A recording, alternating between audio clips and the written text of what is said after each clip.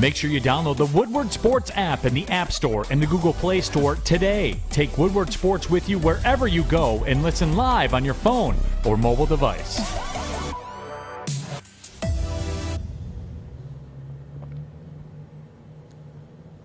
And good morning, everybody. Welcome to the Morning Woodward Show here on the Woodward Sports Network.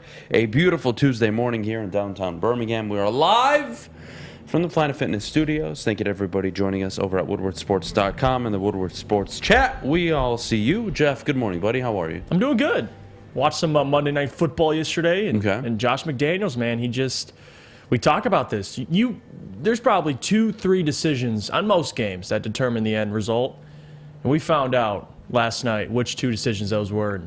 And the Las Vegas Raiders should have won that game, but the Chiefs just keep making it happen. Yeah, look, we'll get to the Raiders game, the Chiefs game, the decisions that were made. My goodness. Jam-packed show today. 8:15 honeymoon period. Yeah. For me, it's over. Oh, okay. Done. I'll tell you exactly what I'm talking about. You fell out of love. I'll tell you exactly what I'm talking about. 9 o'clock, top of the hour. Have the Lions hit rock bottom. We'll release our top 10 teams for Week 6. 9:30, our analytics. God, Jeff, kill me. Our analytics ruining the NFL. Oh. Of course, we have to start this Monday off by talking about something I really don't want to talk about, which is fantasy football. I was up 26.5 points going into last night's matchup, and I was playing Davante Adams. Oof. He scored 27 on 3 catches. If you would have told me Davante Adams only caught 3 passes, I would have laughed. I would have slept like a baby. I ended up going to sleep a loser, so that wasn't fun. I beat Roman in our Woodward Sports League. I'm 4-1 now. I was gonna say, I feel like if you told Roman that Travis Kelce would only have 25 yards, he'd probably be smiling right now. Yeah, he thought he'd win too, but yeah, I guess you win some, you lose some, I guess. Right. All good. Look, the Chiefs Monday night game. What a game, first of all. That is a primetime game. That's what it's supposed to look like. So. That's what it's supposed to feel like. Big play calling by Josh McDaniel throughout the game, but let's kind of go through these 4th down decisions. 4th and 2 at their own 41. Yeah. They line up. They go for it. They're on the road. Kansas City. It's a tie ball game. I'm punting there. Right. But they don't. And they get 7 for it. Right or wrong? It worked. And you know what? The reality of the league is if you make the decisions and it works, you're a hero. Yeah. And if you're not, you're the villain. But let's go to the end of the game. You kick that extra point. There's 4.5 minutes left. Yep. 4 minutes and 30 seconds. When we talk about, hey, you know what? You're playing Patrick Mahomes, the Kansas City Chiefs, on the road, Monday Night Football, and there's a minute 13 left, or 47 seconds, or 23 seconds left. You know what? I can respect you going for 2. It was like Dan Campbell last year against the Vikings. You you seal it away. Yeah, I don't okay mind with it. I don't mind They it. got it. You get it or not. I can live with you saying, you know what? We're on the road. We're going to go out and try to win this game. There's only a minute left on the clock. Well, bud, there's over 4 minutes. And you were probably going to get the ball back either way. And you set yourself up in a position where one of 2 things would have happened, right? You got it. Kansas City went down, scored a field goal, and then you had an opportunity to win the game, right? You missed it. Kansas City goes down, kicks a field goal. You're now down by 4. You no longer have the luxury of going down and kicking a field goal. Or what ended up happening, which was you missed it. You give Kansas City the ball. They go down. They don't score. You get the ball back. The rest is history. So they played their odds. They played the chances. I'm not a fan of it. I'm just not. And we'll get to analytics, how much of a role it plays in the NFL now, whether you like it or you don't. Raiders are 1-4. That was a playoff team going into the season. You saw Davante Adams get frustrated at the end of the game. Look, you don't like it, you like it, welcome to the NFL. You win, you're praised. You lose, you get criticized. Josh McDaniels, love you as an OC. Didn't work out for you in Denver the first time. Not a great start in Las No. Vegas. The only win is against Nathaniel Hackett and the Which Broncos. isn't saying much. No, it's not. And Because they look, can barely score. they've played some good games. They've played some close games. They've lost some close games. But nobody cares when you're 1-4, No. right? We've all watched the Raiders. They're better than 1-4. Doesn't matter. You're 1-4. What's holding them back? Key decisions, unfortunately. Coaching. Unfortunately. Man, that's the reality of the game. We got the Pistons tonight. Lions heading into a bye week. This should be a very interesting week. 8:15, we're going to start taking callers. Once Alex gets in, we'll pin the call number in the Woodward Sports chat, 313-552-6322. You know what was one of my takeaways from last night outside of coaching? Patrick Mahomes is the best quarterback in the NFL. And honest to God, Jeff, it's not even close. It's Patrick Mahomes, a significant amount of space. Then we can talk about Josh Allen, Joe Burrow, Aaron Rodgers, whoever you want right now. You can throw them all together because Mahomes is playing at a different level.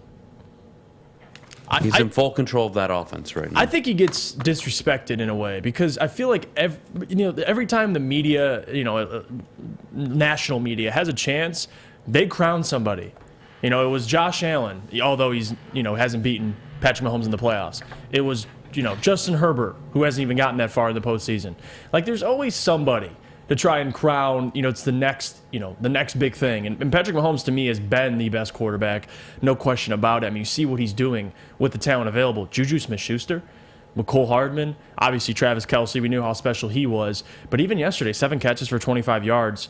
He was a nightmare, a matchup nightmare in the end zone. So, yeah, Patrick Mahomes, no question. I think he has a good chance this year, by the way, to win MVP, considering the storyline, considering what's around him. I mean, before the season, what do we talk about? How good the AFC West was going to be. Right now, the Chiefs are 4-1, and then there's everybody else. The Chargers 3-2. Are they that good?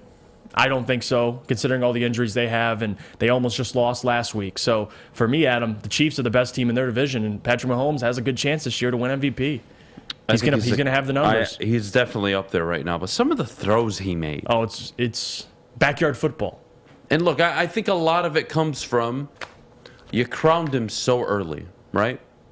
You crowned him so early. He was the next Tom Brady. He was going to beat all of Brady's records. He got the early Super Bowl. He got back to a second one. You were ready to call him the greatest of all time, and then he lost. And then he lost in the AFC title game the year prior. But the reality is he's been a very, very successful quarterback. He's lost Tyreek Hill. Right. And the offense, honest to God, they're figuring it out. And Travis Kelce is aging like fine wine. Unbelievable. Mm-hmm.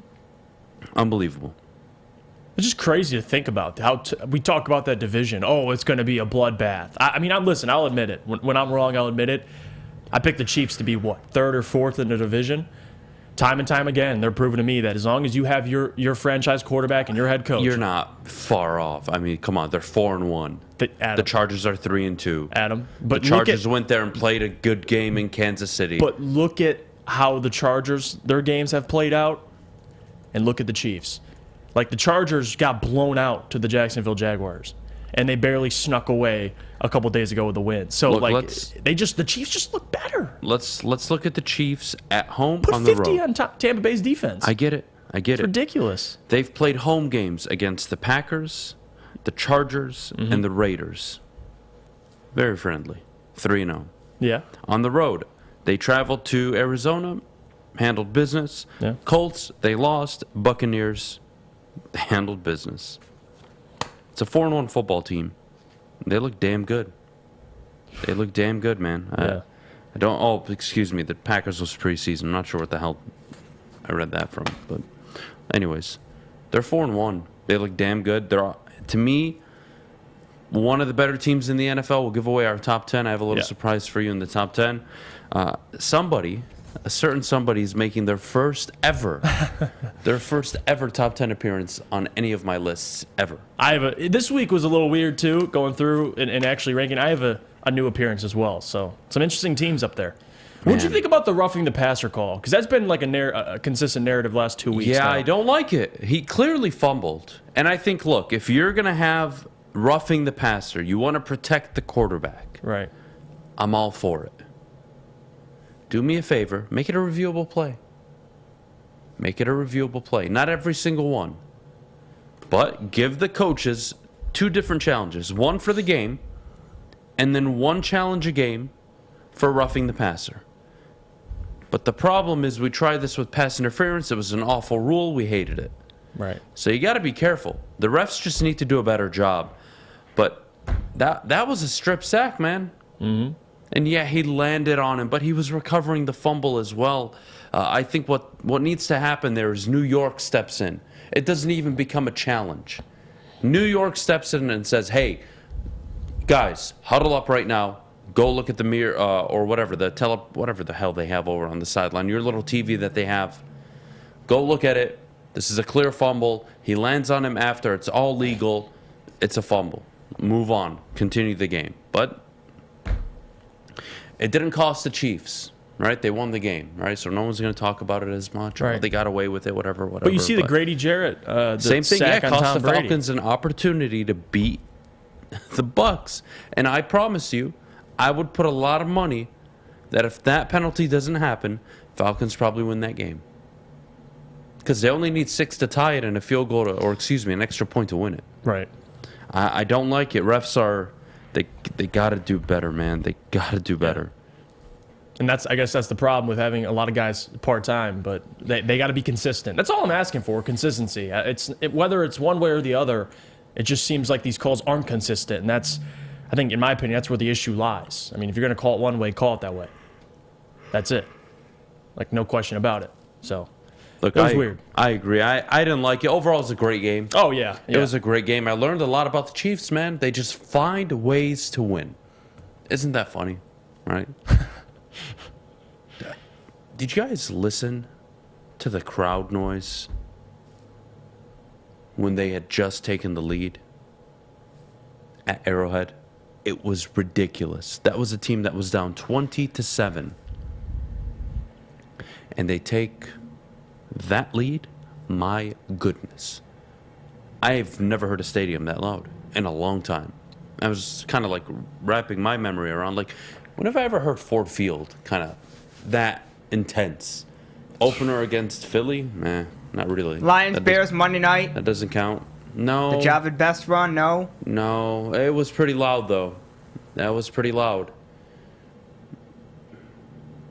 Yeah, no, not many. I mean, they're cheering for a team that can make a postseason run. Like that. Yeah. That energy is different than Ford Field. I think Cream of Wheat in the chat sums it up perfectly. Must be nice. Yeah, must be nice. Look, let's take a quick pause. When we get back, we got a jam-packed show. Honeymoon period.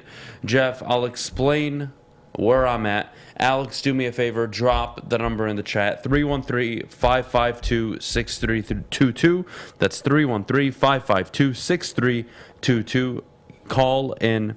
The call number will be pinned to the Woodward Sports chat. Make sure you call in and check it out. I want to hear from all of you.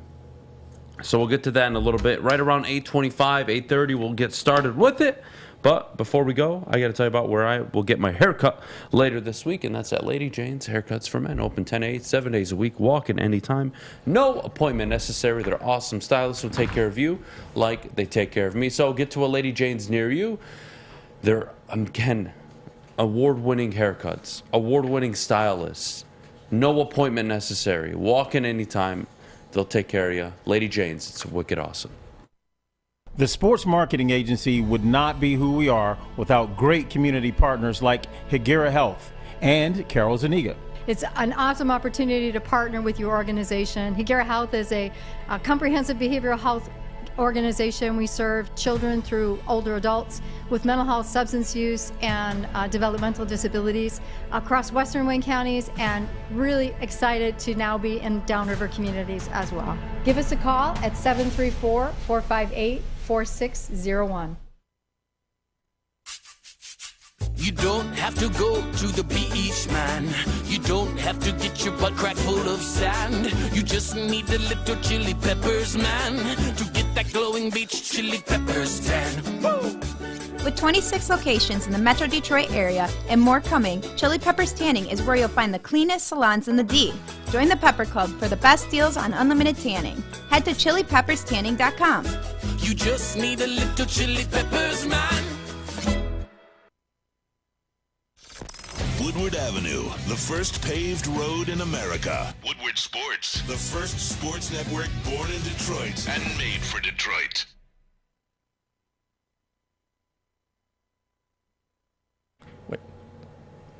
Let me tell you about our friends at the Fulling Warehouse. Because, guys, Fulling Warehouse in Hamtramck is the home of the original football bowling game. 2 to play for $12, the unlimited open play. Or you could play for $120, which is a lane reservation for up to 10 people. $2 Mr. Beer Machine, full bar. Check it all out. FullingWarehouse.com. And we're back here on the Morning Woodward Show live. What's up, Jeff? What's going on? All right, buddy. We didn't get to go over this yesterday. And you know what? I don't have much patience for this kind of stuff. All right? Try to be respectful. Try to be patient. But no. I'm done with the honeymoon period. I'm done with the, oh man, I've just gotten to know you. I'm so excited to meet you phase. I'm done with any of it. However you want to define it, I really don't care. I'm done with Dan Campbell. Now, I'm not saying fire him at all. Nope, wouldn't do it. But these next, 12 games? It's an evaluation period. Coaching for your job, buddy. Not dealing with this. How many games has he cost you? How many? Matt Rule was just fired. You know how many wins Matt Rule had in 2 years? What was that, 11? 11. Dan Campbell over the next 17 games would have to be 7-10 to match the record of Matt Rule, who was just kicked out of town in Carolina. Think about that. Oh, well, Matt Rule had a 7-year contract. Well, Dan Campbell has 6, and nobody cares. It's the NFL. Turn it around. I shouldn't have to be watching the New York God-you-know-what Giants. I shouldn't have to be watching the Giants winning football games with a roster that is not as talented as Detroit's. Is the quarterback better? Nope. Is the running back better? I mean, you're pulling hairs here with Saquon and DeAndre Swift. But Saquon is healthy right now, so if you want to give it to them, go for it. But they just lost. The receivers, Detroit. Yeah. The tight end, Detroit. The offensive line, Detroit. The defensive line, there ain't one. Leonard Williams is hurt. They have multiple injuries on the defensive side. Not multiple, many. They have 5 injuries to key players on the defensive side of the ball. They're doing just fine. Secondary players, injured. Adoree Jackson, injured. All I hear is about the injuries and the talent. And there's a team out in New York that's 4-1 at the moment. In his first 5 games, Dable's been able to win the same amount as your coach. I'm done. I'm so fed up. By the way, anybody that likes Dan Campbell supports him. I tried to get on board with it. I tried. I really did. I gave it my best effort. I really did my best to say, you know what? Want to give him a chance. I don't know why I want to, but I want to. He's not shown me any football acumen, any football knowledge, anything football related outside of, hey, man, kneecaps, man. We're biting kneecaps, man. Hey, look, let me tell you about my venti coffee that I drink, man. Let me tell you about how I feel really good about this football team. I feel it. Look at Jamal Williams. Look at that dickhead. Look at him standing up on the podium yesterday. Oh, man, I feel like we're so close. I feel it. I don't feel this is a 1-4 football team. Bitch, you're a 1-4 football team. That's what you are. I don't want to hear about your fucking feelings. I don't give a damn about your feelings. What I give a damn about is that you know how to coach. And I've got 22 games that tell me he doesn't know how to coach. And he's got 12 more to figure it out. He's got 12 more to really start taking steps forward as a head coach. Because all he finds a way to do, you talk about biting kneecaps, the only thing he's doing with kneecaps is taking a 12 gauge and shooting himself. That's it. Yeah. And I'm sorry, you don't like it? I don't give a damn. I really don't. Whether you're comfortable, you, I don't care who. Whether you're comfortable or not with the conversation, that's the reality. I'm done. And no, I don't want to have to be standing up here being Mr. Negative. Mr. Adam's always negative. You have a coach that coaches on feelings. Where's the X's and O's? Where's the football acumen? Where's the prestige? Where is anything related to being a football coach outside of, man, he's in shape. Oh, man, he makes me feel good when he talks. Oh, man, he's a motivational speaker. Hey, he can galvanize the room. Hey, he's a culture changer. What culture did Brian Dable walk into? He walked into a crapshoot. What culture did Kevin O'Connell walk into? It was an underperforming, mediocre football team. What culture did Nick Sirianni walk into? It was a team that they didn't know who they were or where they were going. And he made the most of Jalen Hurts, and they made the wild card his first year. And now they're suddenly 5-0, looking like one of the better teams in football. What culture did Doug Peterson, Arthur Smith, they all walked into disasters. And there's no perfect scenario for most coaches. You're typically walking into a situation where, man, you know what, it's not the best situation. I'm going to turn it around. That's your job. Right. And I got 22 games. He's 4-17-1. I'm not saying fire the guy. I'm not saying him fire after the bye, fire him after Dallas. But you guys want a reality check? You got Dallas, you got Miami, you got Green Bay. And not too long after that, you got Buffalo. So let's say you are fortunate to go 2-3 over your next few games, which won't happen. Let's say 1-4. You're 2-8. I want to hear from you, Dan Campbell supporters. Mm-hmm. I want to hear from it. I want to hear from all of you.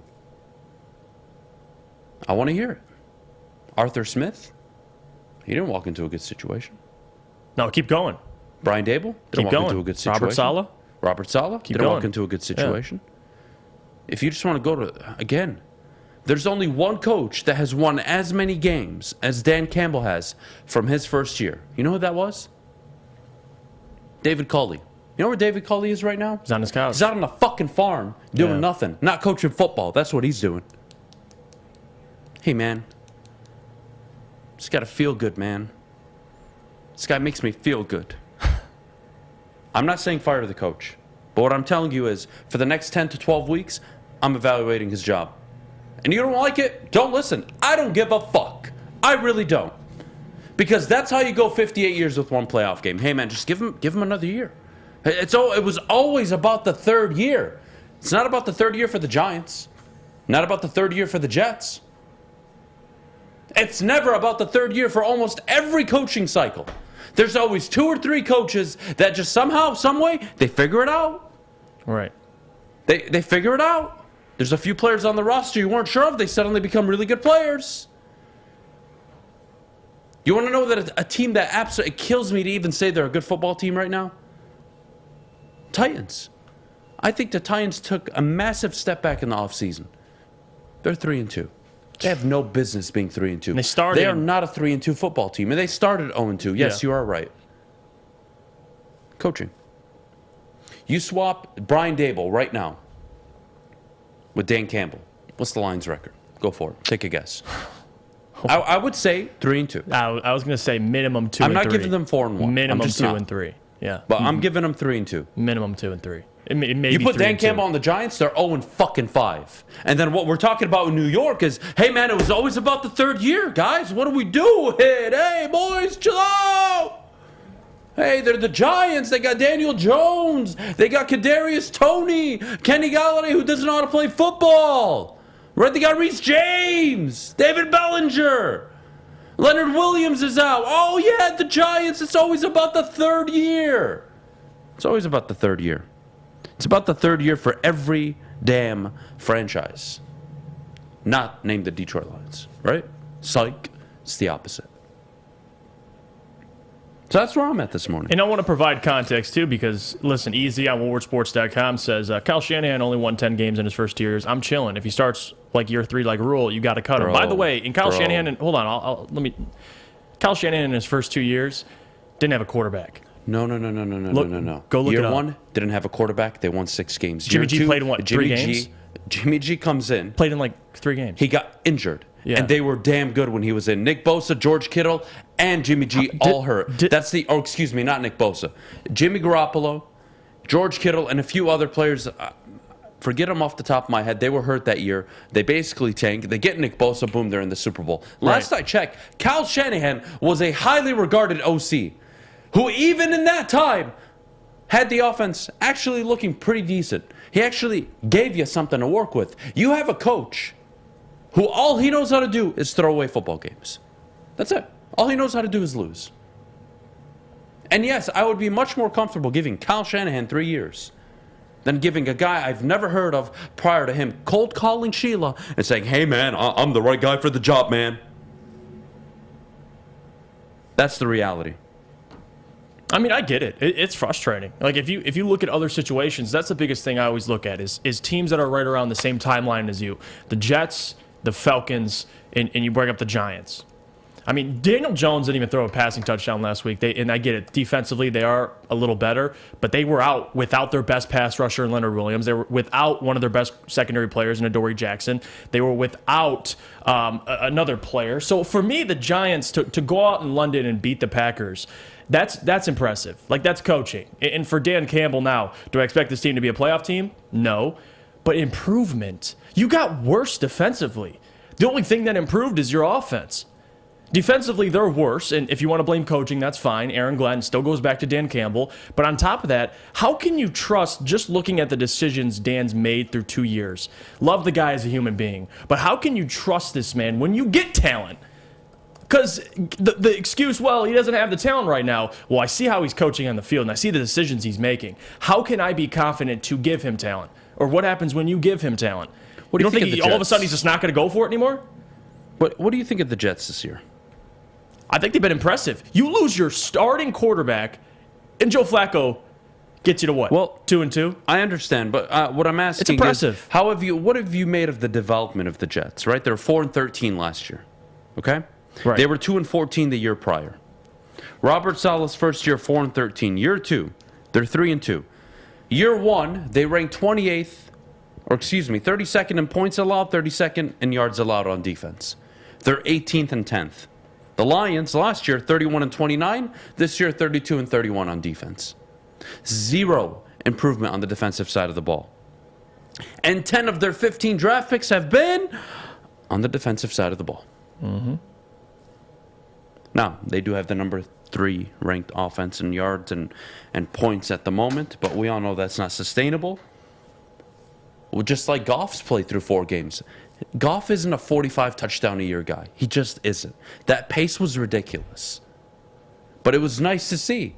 And you like to believe that the Goff you saw against the Patriots isn't the normal, right? I think it's somewhere in between really bad and then the really good of Goff. He's somewhere in the middle. That's the Jared Goff I know. And that's okay. Having said that, all these teams make improvements. We got to give more time to Dan. I get it, guys. I get it. Well, I'm not. And I'm not doing this at all. Mm-hmm.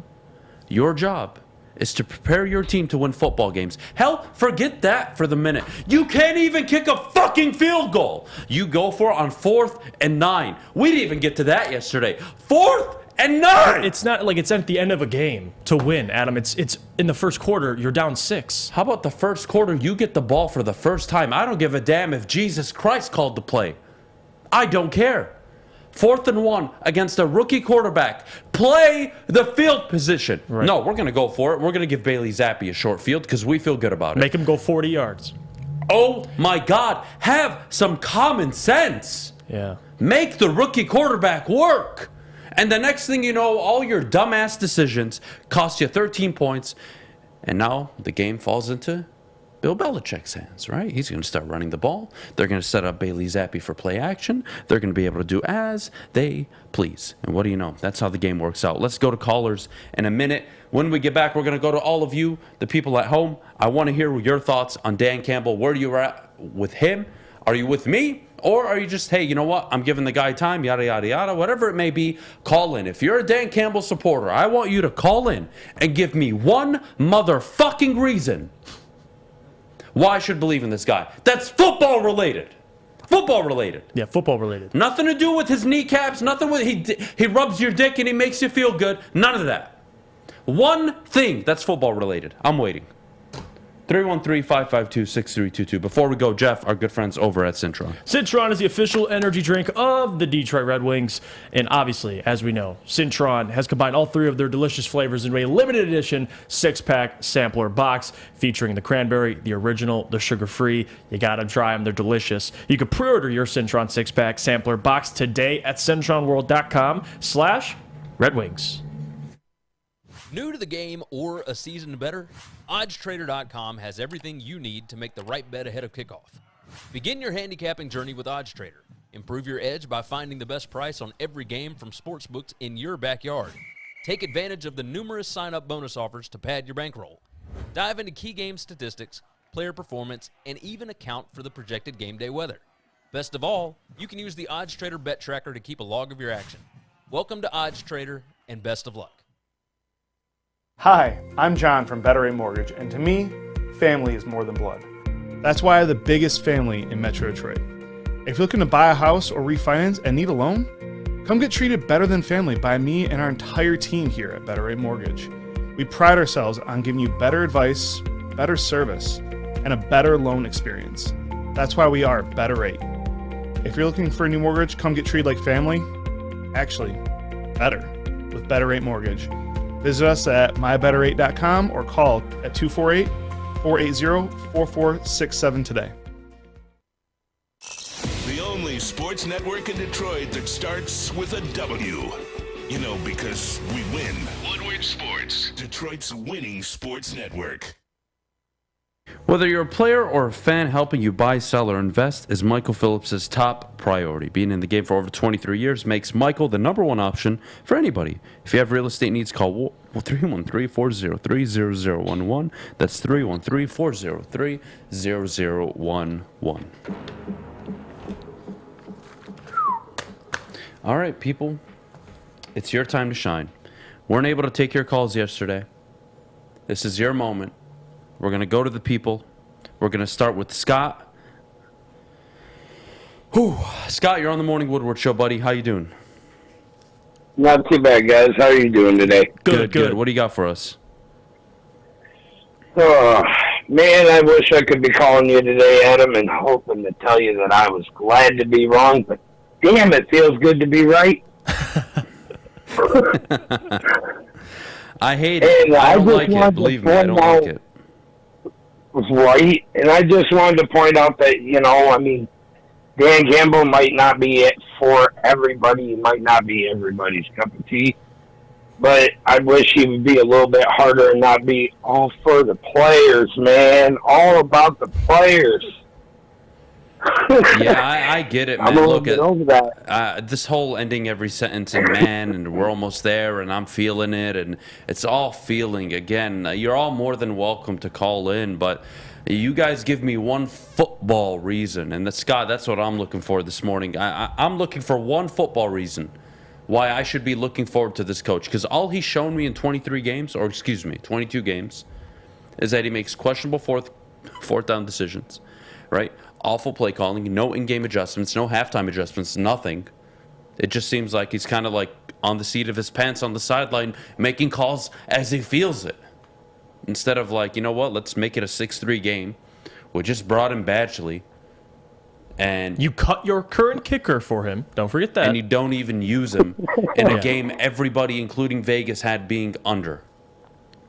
78% of the bets made on Sunday were for the under. Everybody knew two teams, they like to run the football. They don't want to make a mistake. That's the way it's going to play out. Oh, no. Your defense actually had a decent game with a bend, don't break mentality. All the field goals they gave up. They only gave up one defensive touchdown. Scott, appreciate the call, buddy. Let's go to Perry out in Garden City. Perry, you're on the Morning Woodward Show. What do you got for us this morning? Hey, what's going on, fellas? I called in last week, and I'm going to call back every week, man, because if I'm right, then I'm going to stand on it. If I'm wrong, I'll apologize. You know what I'm saying? But I'm going to tell you what, man, I have faith in this Dan Campbell regime, but the only thing he showed me last week is that he cannot coach worth a damn. Beyond a shadow of a doubt, man, this dude is absolutely horrible, man. He has been a detriment to the success of this team every game of this season. And that 4th and 9, man, that was an absolutely fireable offense, man. Dude is absolutely a dead man walking. And how do you, your number one corner from last year, I understand he's been struggling and you want to shake the lineup up a little bit and, have him come off the bench, but you're going to say, I'm not even going to dress you. You know what I'm saying? That's like a slap in the face to the players. It looked like the players kind of went limp a little bit because this dude's message is going to start ringing hollow, man. And if they come out and get drugged, which I think they will against the Dallas Cowboys, man, I think that's going to be an absolute bloodbath, man. Perry, you make a great point. He might not make it past Thanksgiving. You make a great point. I don't know if you heard what TJ Lang said, but he was on the sideline for that game. And he said the players, and I'm paraphrasing here, looked dejected, not engaged, heads down, weren't interested in playing at all. Not me. I'm not saying this. You can see it. No, nobody said. TJ Lang, is on the sideline, who works on the sideline for the team, is telling you this. So he gonna have a pulse of the locker room. He gonna know when those guys are starting to check out.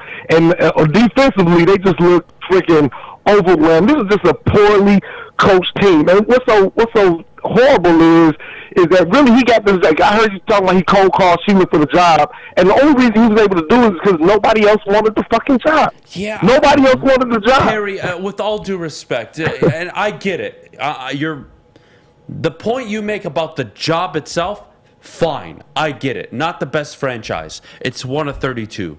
There are people, Perry, that work all their lives, 30, sometimes 40-plus years in positional positions, in coordinating positions, whatever it may be, they do their just time to get an opportunity. This is one of 32. It is an honor. It is a privilege to have an NFL head coaching job. I think they could pull anybody worth their salt. That's not an issue to me, but I appreciate the call, man. Let me say this real quick. Yep. Because it's correct me if I'm wrong there. Because I believe Arthur Smith was ahead of Campbell on that list. He said, no, I'll take the Falcons job. Matt Campbell, from my understanding, said, no, I'll stay in college. And Saleh took over the Jets. And you would have thought the Jets was a straight grease fire, you know what I'm saying? Yep. That I would have thought that the Lions would have had a better chance to land Saleh over the Jets. But 3 cats, man, that was higher on their list, he was like a consolation prize, man. Yeah. Dude is a dead man walking. If you don't go 7-5 over these next 12, dude's got to get clipped. Yeah, I would agree. What I would say is, and by the way, Perry, great call, man. More than welcome anytime. What I would say is there are pieces now. If I'm a head coach, I'm prospecting a job. Yeah, I'm looking at that offensive line. I'm looking at a young pass rusher. I'm looking at a backfield where I can put in anybody really and have success. Serviceable quarterback. I'm on Ross St. Brown coming up. Jameson Williams, who could be a big-time wide receiver. So I'm not seeing it, but let's go to Eric out in Detroit. Eric, you're on the Morning Woodward Show. What do you got for us? What's up, guys? What's going on? Nothing much, man. Y'all know I got to call in for my weekly. Hey, Adam, usually, you know, me and you go at it in the chat, man, but I'm 100% with you on this one, man. I feel like we ain't going to win another game this season. That's how I feel. But personally, I think it's true. I don't see nothing on the schedule where you say, definitively, we can go beat that team. Healthy or not healthy. And it's funny because Dan Campbell in this locker room, how many times you going to keep going up to the podium? It's all on me. Yep. It's all on me. We got to get better. We got to do better. Well, he's done it 17 times. Well, if you keep saying the same message, clearly you want everybody else to get better. Clearly you want to hold everybody else accountable. What about yourself, Dan? You ain't learned to keep going on it for and You was 0-6. Congratulations, Dan Campbell. You set a new record in the NFL. Only team to ever go 0-6 on fourth downs.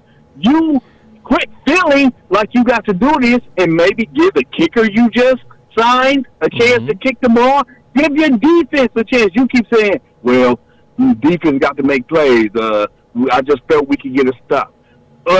Well, if you put your defense in a position, they already down. They down men. They already dejected. They already trying their best. But you gonna give the team. You gonna put the team at their 40 with this struggling defense, and you want to come up here and you want to throw. And you've been throwing Jared Goff under the bus too. And you know, Jeff, I'm not a big Jared Goff fan, but come on, Dan. Right. We can't give away points. Oh, but you giving away 4 points. You putting the team in a position to score. You spotting them 7 points yourself. So you're spot accountability comes from the top, and you're supposed to be this rah-rah guy. I know the city of Detroit. I know the heartbeat of the fans. No, you don't. You just know go for it on fourth down. You don't know how X's and O's. You don't know how to galvanize the whole locker room. It's not about just one side of the ball. You got to be able to coach every aspect of your team. That's a real head coach. You have to have command over every aspect. You just sit there. Adam, answer me this. Because I know I'm not the only one watching. I know you watch him closely. Have you ever seen him go up to a coach, go up to a player on the sideline? He just sits there with his hands on his hip with this dumb stare. Then he put his head down. Again, I'm with you, man. I see it. Come on, guys. Come on. It's feelings. Body language. It's feelings, Eric. And you know what? Look at one of their guys that they look to as a leader in the locker room. Jamal Williams comes out and says, quote, "The urgency is going to happen." And I feel it. Keyword, I feel it. I feel it from everybody. I feel it. It's the whole team. It's the whole team just the feeling whole it, team. The theme of this team should be feeling, nothing more than feeling. Because that's all they got. I'm with you, Eric. Well done. Great call, man. Appreciate it. Thanks, Eric. Have a good one. Man, Eric's great. He was preaching. Look, I'm just going to be real with you guys. The call lines are open.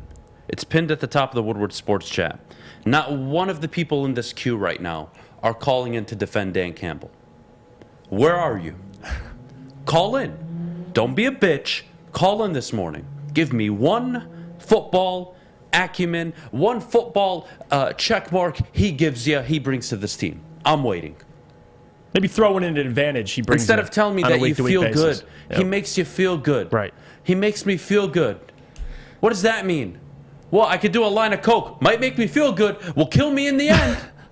What does that do for me? Makes me feel good in the moment. I want to give this regime a chance. I want to give them time. What does that mean? What does that mean? This is the NFL, guys. I tell you every season, and you still don't learn. It doesn't take more than 2 years to turn it around, 3 years to compete and win. Like at a legitimate high level, playoffs, divisions. Right. By year 2, you should be kind of heading in this upward trajectory where everyone's looking at you like, oh, they're coming, or they have arrived, right? Now, do we think the Giants are at 13-14? No. Are they 12-5? No. 11-6? Maybe. But are they ahead of schedule? But they are very ahead of schedule in year 1 of Brian Dable. You have no excuse, Detroit. I'm sorry. You just don't. Coaching. Let's see what the callers have to say. Again, everybody that's calling in, I see you. I see you, Sheldon. I see you, Christian. I see you all. I see you, Mike. I see you, David. I see all of you. But you all agree with me. And I don't like that. Tell me I'm wrong and call in and tell me why Dan Campbell has given you confidence that it's football related outside of he makes your balls feel good in the morning. Anything else, I'll wait. Let's go to Christian out in New Jersey. Christian, you're on the Morning Woodward Show. What's up, buddy? Christian. Good morning, gentlemen. How you doing? Good. How are you, man? Good. I wish I could be better, guys. I really do. I wish we had a quarterback like Aaron Rodgers where he could be like, relax, and we can just relax. And but no, we're not in that time. No, like you guys said, like I said, like 2 weeks ago, the coaching is killing us. It's the players too, but the coaching is like killing us 80% of the time. We have a trash defensive scheme. Like we literally give up. There's no point to have a defense on the field. I feel like if our defense not on the field, we have a better chance of a player tripping and not scoring a touchdown. Like that's how bad our defense is. Our offense, like granted, we didn't score a touchdown, but Ben Johnson is the only bright spot of this thing because he's even like he can make lemon with shit at this point, and it's really coming down to Dan. Like I said, Dan Campbell. There's no defending this man at this point in time. Like, yeah, he's a great motivator, but that's it. I feel like Hard Knocks got a lot of our hopes up, which we should have known better. I personally should have known better. I'm not going to blame you guys. No, I'm not doing that. I'm not doing it. I'll tell you why. This is a 7-win football team with a ceiling, I think, of 9. It is a 7-win football team. They have the talent. Granted, they're dealing with injuries. So does everybody else. I'm not asking Dan Campbell to reinvent the wheel. I'm asking you to, I don't know, punt on 4th and 9 and take a 49-yard field goal, I don't know, when it's available in a 6-0 game. Again, it is like the common sense stuff that is absolutely driving me nuts. Yeah, it's no-brainers, and like at this point in time, Dan Campbell was criticized when he first came to the team as a meathead. Dude, you're proving everybody right at this point. That you're just a meathead and like you just go on emotion and just a rah-rah guy. Like, dude, there's so much to coaching. Like, there's no reason why a Bengals team can draft a Joe Burrow, tear his ACL, and then next year goes to the Super Bowl with a roster that's not. Come on, look at them now. This is how the team should have looked last season, but the coaching was there. Mm-hmm. Yeah, if we just have that, there's competent coaching every year. That's the frustrating part. Is there's examples every year. You don't need me to tell you. You can all Google. You can all go to ESPN.com. You can all go to Pro Football Reference. You can all look at coaches their first 2 years in the league. Go look at the ones that have had success. It's that simple. You have one of the ones. Or excuse me, you have one of the guys who just doesn't have success. Christian, appreciate the call. We need to take a quick break. When we get back, we got David and Mike and Sheldon coming up. We got to get to the people. I'm waiting for one of you to call in and tell me why you believe in Dan Campbell. Not because he makes you feel good and you're nuts, all right? I want to know why you believe in him as a football coach. Yeah, football related. And I'll tell you why, coming out of the break, along with Jeff, of why I don't think he's qualified to be a head football coach. And we'll see where we get here, right? Top of the hour in about 12 minutes. We'll be right back. But before we do, Jeff, our good friends over at Guardian Alarm. Yeah, we talk about how bad the Lions defense has been playing. But Guardian Alarm, you can always count on them because fall is here, and that means you're still spending time outside. Let Guardian Alarm give you peace of mind while you are out enjoying the rest of the fall. Give them a call at 1-800-STAY-OUT today, and you can rest easy knowing you have 24/7 protection. Call 1-800-STAY-OUT and let them know your friends at Woodward Sports sent you. Thanksgiving Canada Day. Introducing the Planet Fitness Guide to getting that post-workout glow. Step 1. What's your why? More epic energy? Better sleep? Blow off steam? Step 2. Join Planet Fitness for just $10 a month and get moving in our clean and spacious clubs. Step 3. Bask in that post-workout glow. Join Planet Fitness today for just $10 a month. Join today at any of the 50-plus Detroit area locations. It's a great day to get some Centron in your life. Okay. There it is. Centron, here we go. Gotta grab the cranberry. Oh wait, it's 2 for $4. Gotta double up with the classic as well. Centron World, baby. Centron, available at select Krogers, and if you wanna know how, go to @CentronWorld.com. You can get dope like me. You know what? Why wait?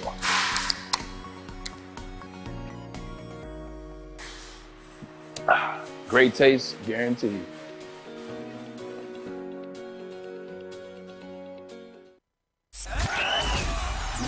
network for Detroit by Detroiters. Welcome to the Woodward Sports Network. Time to talk about Swiss, not Hammond Swiss, Swiss Insurance Group. Did you know that 1 in 6 kids will develop a medical condition that makes them uninsurable? Swiss Insurance can save you money on your auto and home, resulting in no out-of-pocket cost to insure your children. Check with Mark at Swiss Insurance and make sure your family is protected. All right, we are back here on the Morning Woodward Show. Let's go to the people. Again, the number's in the Woodward Sports Chat, 313-552-6322. Call in. Call. Explain to Jeff and I why Dan Campbell, if you support him, should be the head coach right now.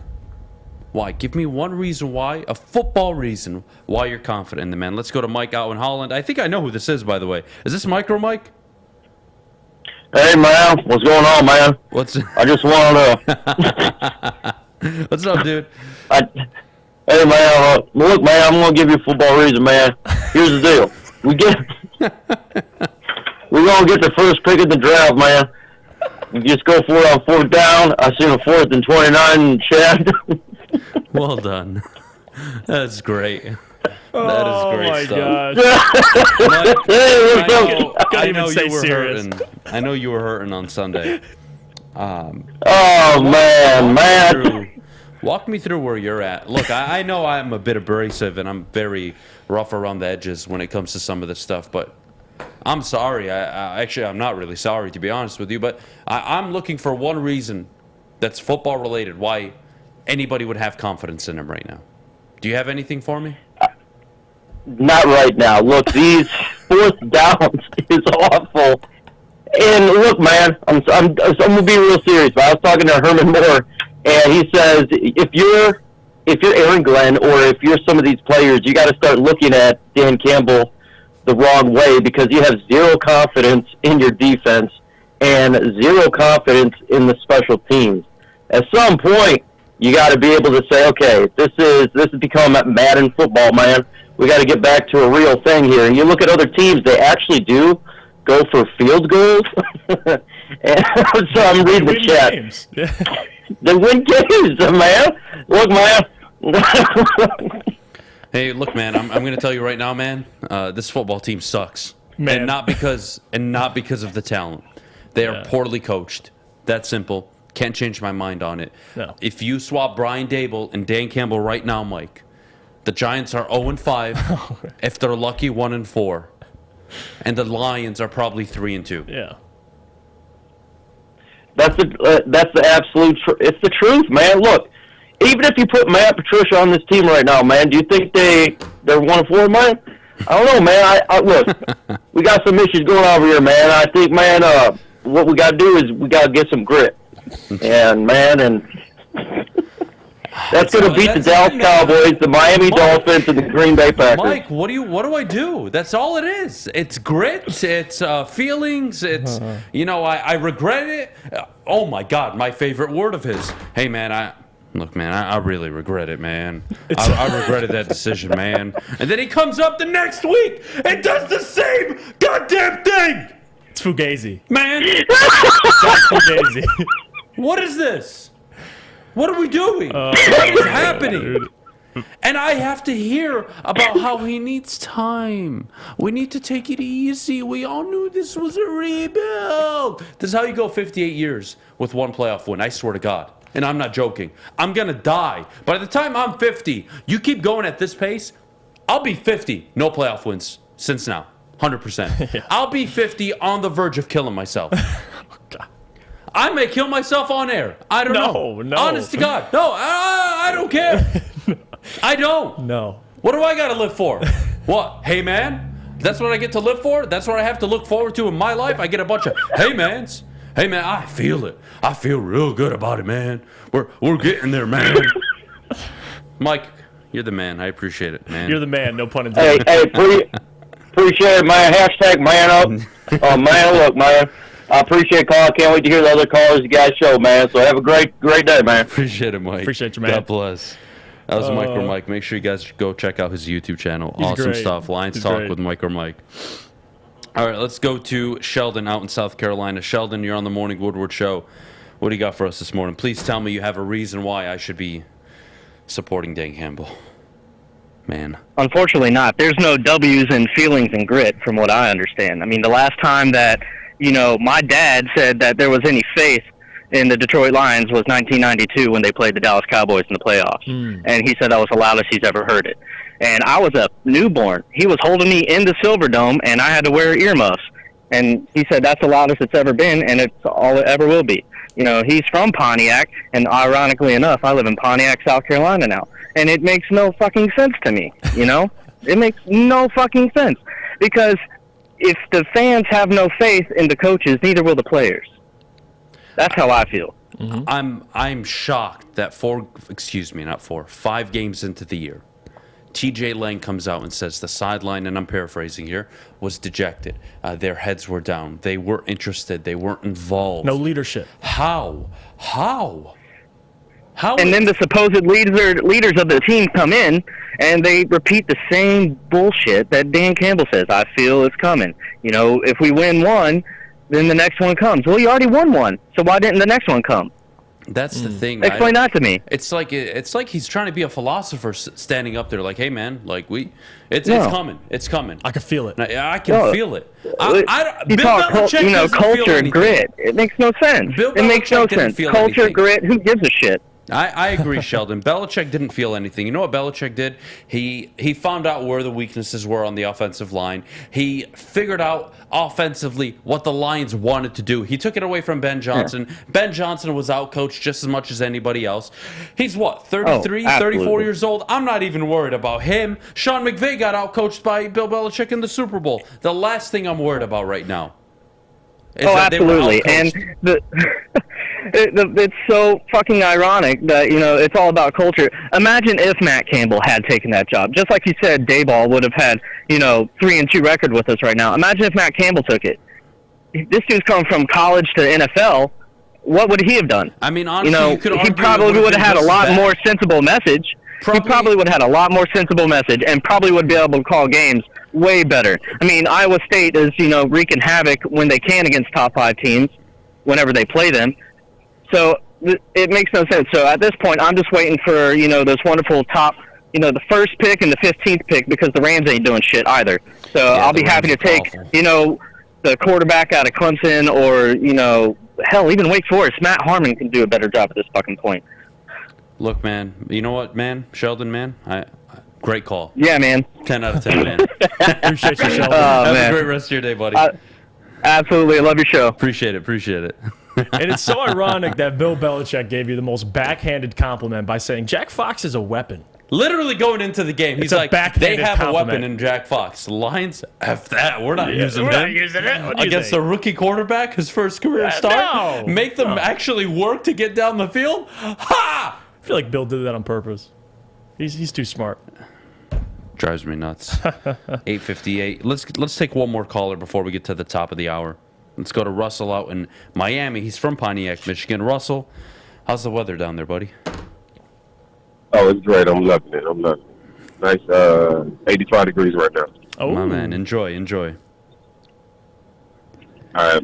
So this is my viewpoints on this, right? Because I don't think the players are getting enough flack for not making plays. As playing sports and all my life, like, at some point in time, you have to make a play. Mm-hmm. You can't tell me that you're watching games and no one is making plays, offense or defense. We're blitzing 45% of the time, and we're still not getting to the QB. I don't know what you want him to do. Either you're going to sit back and let him bomb you, or you're going to let him blitz and let him bomb you. The end result is still the same. And even on the offense, I mean, Jared Goff is literally one read and getting sacked. So what's the point of having all these weapons if he only got one read? Right. I don't know what we're really expecting from these coaches to do, because the players got to step up. The players have to step up. You know, that's a fine line, because I do agree. Players do need to make the plays, right? There are the ones at the end of the day, at the end of the day on the field. My problem, Russell, is, you know, I've heard this before. I've talked to Joyke Bell about this. Oh man, we loved Jim Caldwell. Jim Caldwell was the best coach we ever had. 1, 2, 3, 4, 5 gave me all his reasons why, and he said us as players failed him. But the reality is, I'm sorry, it is the coaching that allows or puts players in those positions. Right now, you're getting wide receivers that have 4 or 5 yards of separation. Right now, you have a pass rush that isn't rushing the quarterback at all. So as much as I can look at the players, and you're 100% right, they do need to take accountability. At the end of the day, there's 53 players. It's easier for me to get rid of a coach and turn it all around with better coaching. Right or wrong? No, that's what I'm talking about. Again, it doesn't matter what the coaches call. If the players are not executing it, is still a moot point. Like, it's, again, that's what I'm trying to tell you. I've watched plays like last game, like that 4th down where Jared Goff likes to run and roll. You know he can't roll out and save his life. Why does he still keep trying to roll out? Why not step up and hit the open guy? He doesn't do that. He misses that. And then of course, the play looks bad because it didn't work. Even on defense, I get what you're saying. Like, yeah, that's the easy out to blame the coach. But it's bring somebody else in here and the players still not hold themselves accountable. Yeah, but look at the Giants, right? It's on the coach to make the players hold themselves accountable. It's not just on the player themselves. Like, as a player, you know, just from my high school days, I loved being coached hard. It was one of the favorite things. It was the thing I look forward to the most. Coaching hard, learning from all my mistakes, whatever it was. As a player, yeah, you have to have that responsibility. But where is the coaching? Where is the I'm going to put my players in a position to succeed? He's not even doing that. It's not like they're out there playing a good game and they're talentless.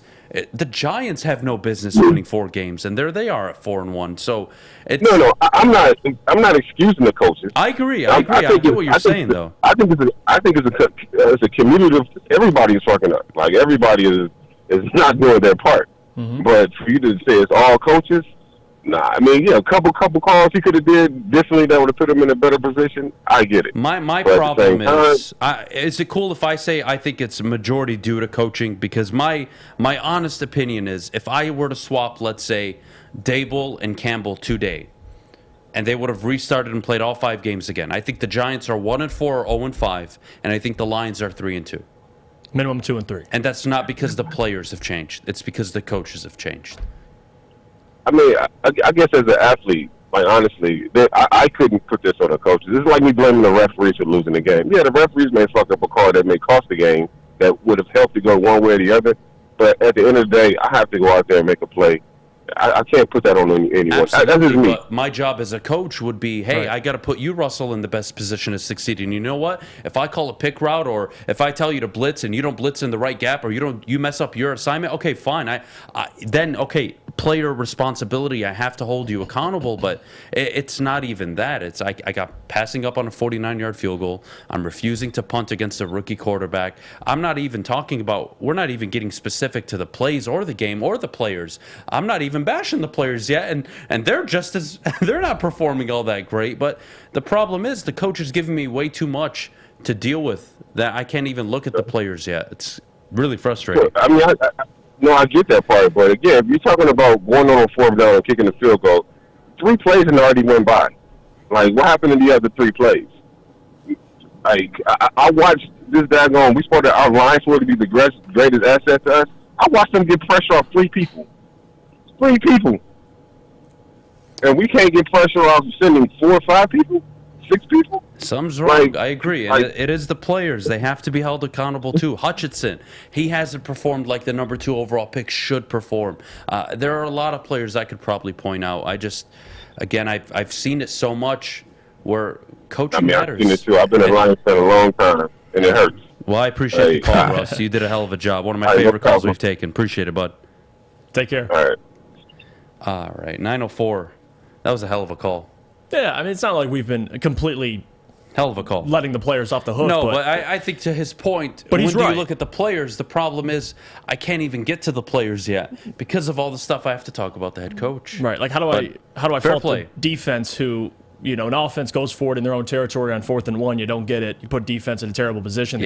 They score whatever it is. I'm supposed to blame the defense. I mean, it's tough to even get to the defense when Dan's going for it in his own territory. Well, Jeff, we have our first caller. It's tough. We have our first caller that does believe in Dan. Okay. All right. So we'll get to him in just a little bit. Let's take a quick pause. When we get back, we'll return I want to hear the Dan Campbell defense. That should be interesting. Have the Lions hit rock bottom?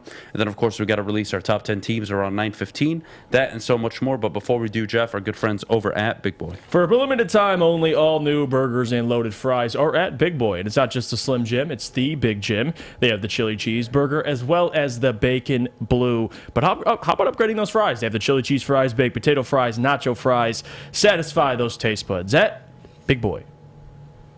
Fellas, let's be honest. We like things to be easy. We like simple stuff, like sports 7 days a week. We like things uncomplicated, like Lady Jane's Haircuts for Men. Open 10 to 8, 7 days a week.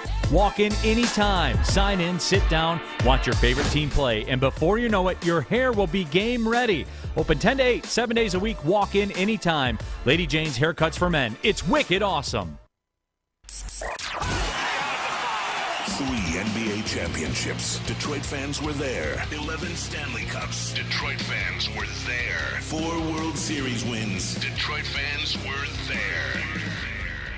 And that one Lions playoff win in 1991, yeah, Detroit fans were there. Woodward Sports, where the fans are.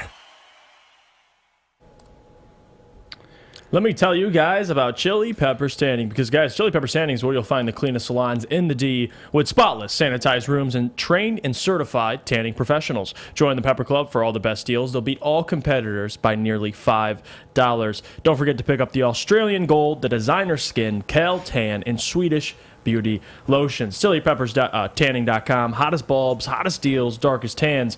Your vitamin D headquarters, 27 locations, and more on the way. Chili Peppers, Dan. All right, top of the hour, 9:06. We're a little ahead of schedule. Thank you to everybody joining over at WoodwardSports.com and the Woodward Sports chat. Luke G, I see you in the Woodward Sports chat. I think it's the players. They just not winning their one-on-one matchups. I think we need to look at who brought them in here. I just don't buy it's the head coach or the defensive coordinator. Luke, I love you, my guy. Good relationship with you. Go look at the Giants.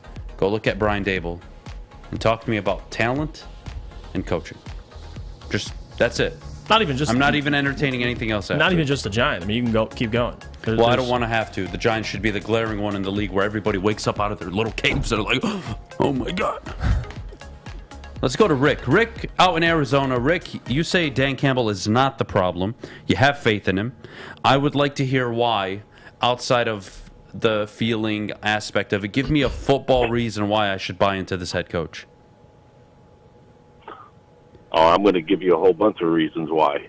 I think that can you hear me? Yep. Yes. Hear you loud and clear. Oh, sorry. I like the fact that Dan Campbell is went 0 for 6 on 4th down. He was trying to go for it and win the game and taking situational football completely out of the equation. Knowing that it's probably going to be a low-scoring game, he decided to go for it on 4th down rather than, kick the field goal. I like the 4th and 9 play where rather than back a rookie QB up towards the making drive the full length of the field, we're going to just give him half the field to deal with. I like the fact that, he's blaming the offense for our losses and not scoring enough points. And not putting the blame on the defense and his boy AG. I love the fact that Dan Campbell is not taking responsibility for his coaching decisions and rather blaming it on not getting the guys ready. Man, I'm all for that shit, bro. Oh, man, honest to God, Rick, I was looking forward to what you were going to say. You're so damn sarcastic. Oh, man. Well done. Well done, dude. You set that up so perfectly. I told you guys last week that when I was on that, if depending on how this game went, I would have maybe a little bit of concerns with Dan Campbell, if we lost the game. And you guys were like, we got to put it into context. Well, I think we put this game into context, guys. This was brutal. This was I've heard a lot of people say this was the most embarrassing loss that we've ever had.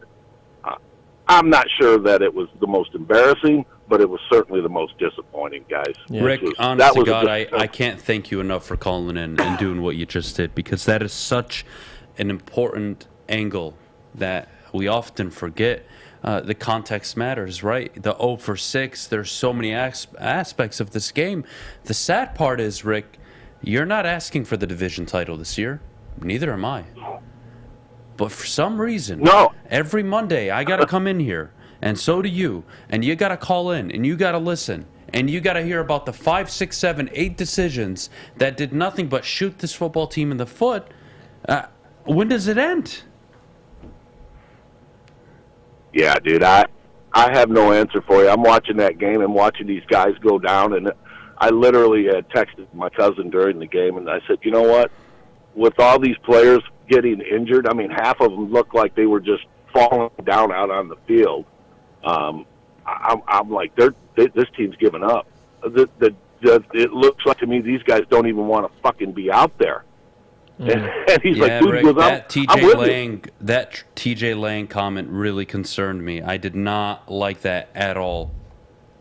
That was not promising. And this is a guy that, again, is selling all of us and you and the fans and the Fords on feeling, culture, and all this. And it's like, well, look, I could appreciate a man coming in and really hyping up the team. I could appreciate a CEO walking into this building and getting everybody, their morale through the roof. But through quarter one, you're down 20% in revenue. Then what? You're going to be looking at the CEO and like, yo, well, what's going on? Everybody's kumbaya, but no one's working. We're not getting anything done. We're down 20% in revenue. You're 1-4 right now. You have a 20% win rate. You have a 19% career win rate. Feelings don't matter in the NFL. Hard Knocks was the biggest magic trick I've ever seen played on anybody. That was great. That was Houdini-esque. Rick, appreciate the call, man. Thanks for always tuning in. We see you. All right, guys. Man. Yeah, he's that one. He really reeled me in there. No, he got me. Yeah. I was praying. I've been asking for an hour. We've killed a whole show. I'm waiting for an hour for one person, one of you Dan Campbell mother lovers, to call in and just tell me why, based on football acumen, any legitimate football reason, right? Why you support this head coach. No, I'm not saying fire him. Again, crystal clear. No, you don't fire him 5 games into the year. No, you don't fire him at the bye week. Next 12 games, you're coaching for your job, dude. And if you can somehow pull off 6-6, we can talk about you being a legitimate coach. Maybe. But by the way, Bub, you know who had 11 wins through 2.2 years? Matt Rule. His ass is out of Carolina. Whew. Let's take a quick break. When we get back, the top 10 teams in the NFL. Jeff and I will release our Week 6 power rankings. And then at 9:30, we'll get back to all the great people. Nah, not 9:30. Let's say 9:27. Around 9:27, 9:28, we'll get back to the people. We got a ton of callers on hold. We'll get to all you guys in about 10, 12 minutes. That and so much more coming up here at Woodward Sports. Thank you to everybody joining us live in the Woodward Sports chat and at woodwardsports.com for the show today. Jeff, before we go, could you tell everybody at home about our good friends over at Odds Trader? Well, if you had a chance to bet on that game last night, and listen, especially the spread, then things might have worked out for you. Things might not have worked out for you. But I have a place to go if you are going to bet, especially for this upcoming week of football, and that's oddstrader.com, because it's the #1 site for your game day bets, play-by-play updates, live scores, and the best price on every game for multiple sports books. Go to oddstrader.com right now and find out your best bet. Life is full of hard choices. We're here to make one of life's biggest decisions as simple as possible. My name is Christina Gennari, and for over 20 years, I've helped hundreds of families buy and sell homes. We cover all of Metro Detroit and more, from large luxury homes to starter homes. We will work hard to make sure that you get the home of your dreams. So if you're in the market today or even thinking about buying or selling in the future, make the obvious choice. Christina Gennari, the obvious choice in real estate. Visit us at soldchristina.com today. We don't like to brag that we are the toughest sports network in Detroit, but we do have a guy named Darren McCarty on our side. Lemieux and McCarty, who've had a good knockdown drag up. There they go, right on the whistle, baby. Talking to one another. Woodward Sports.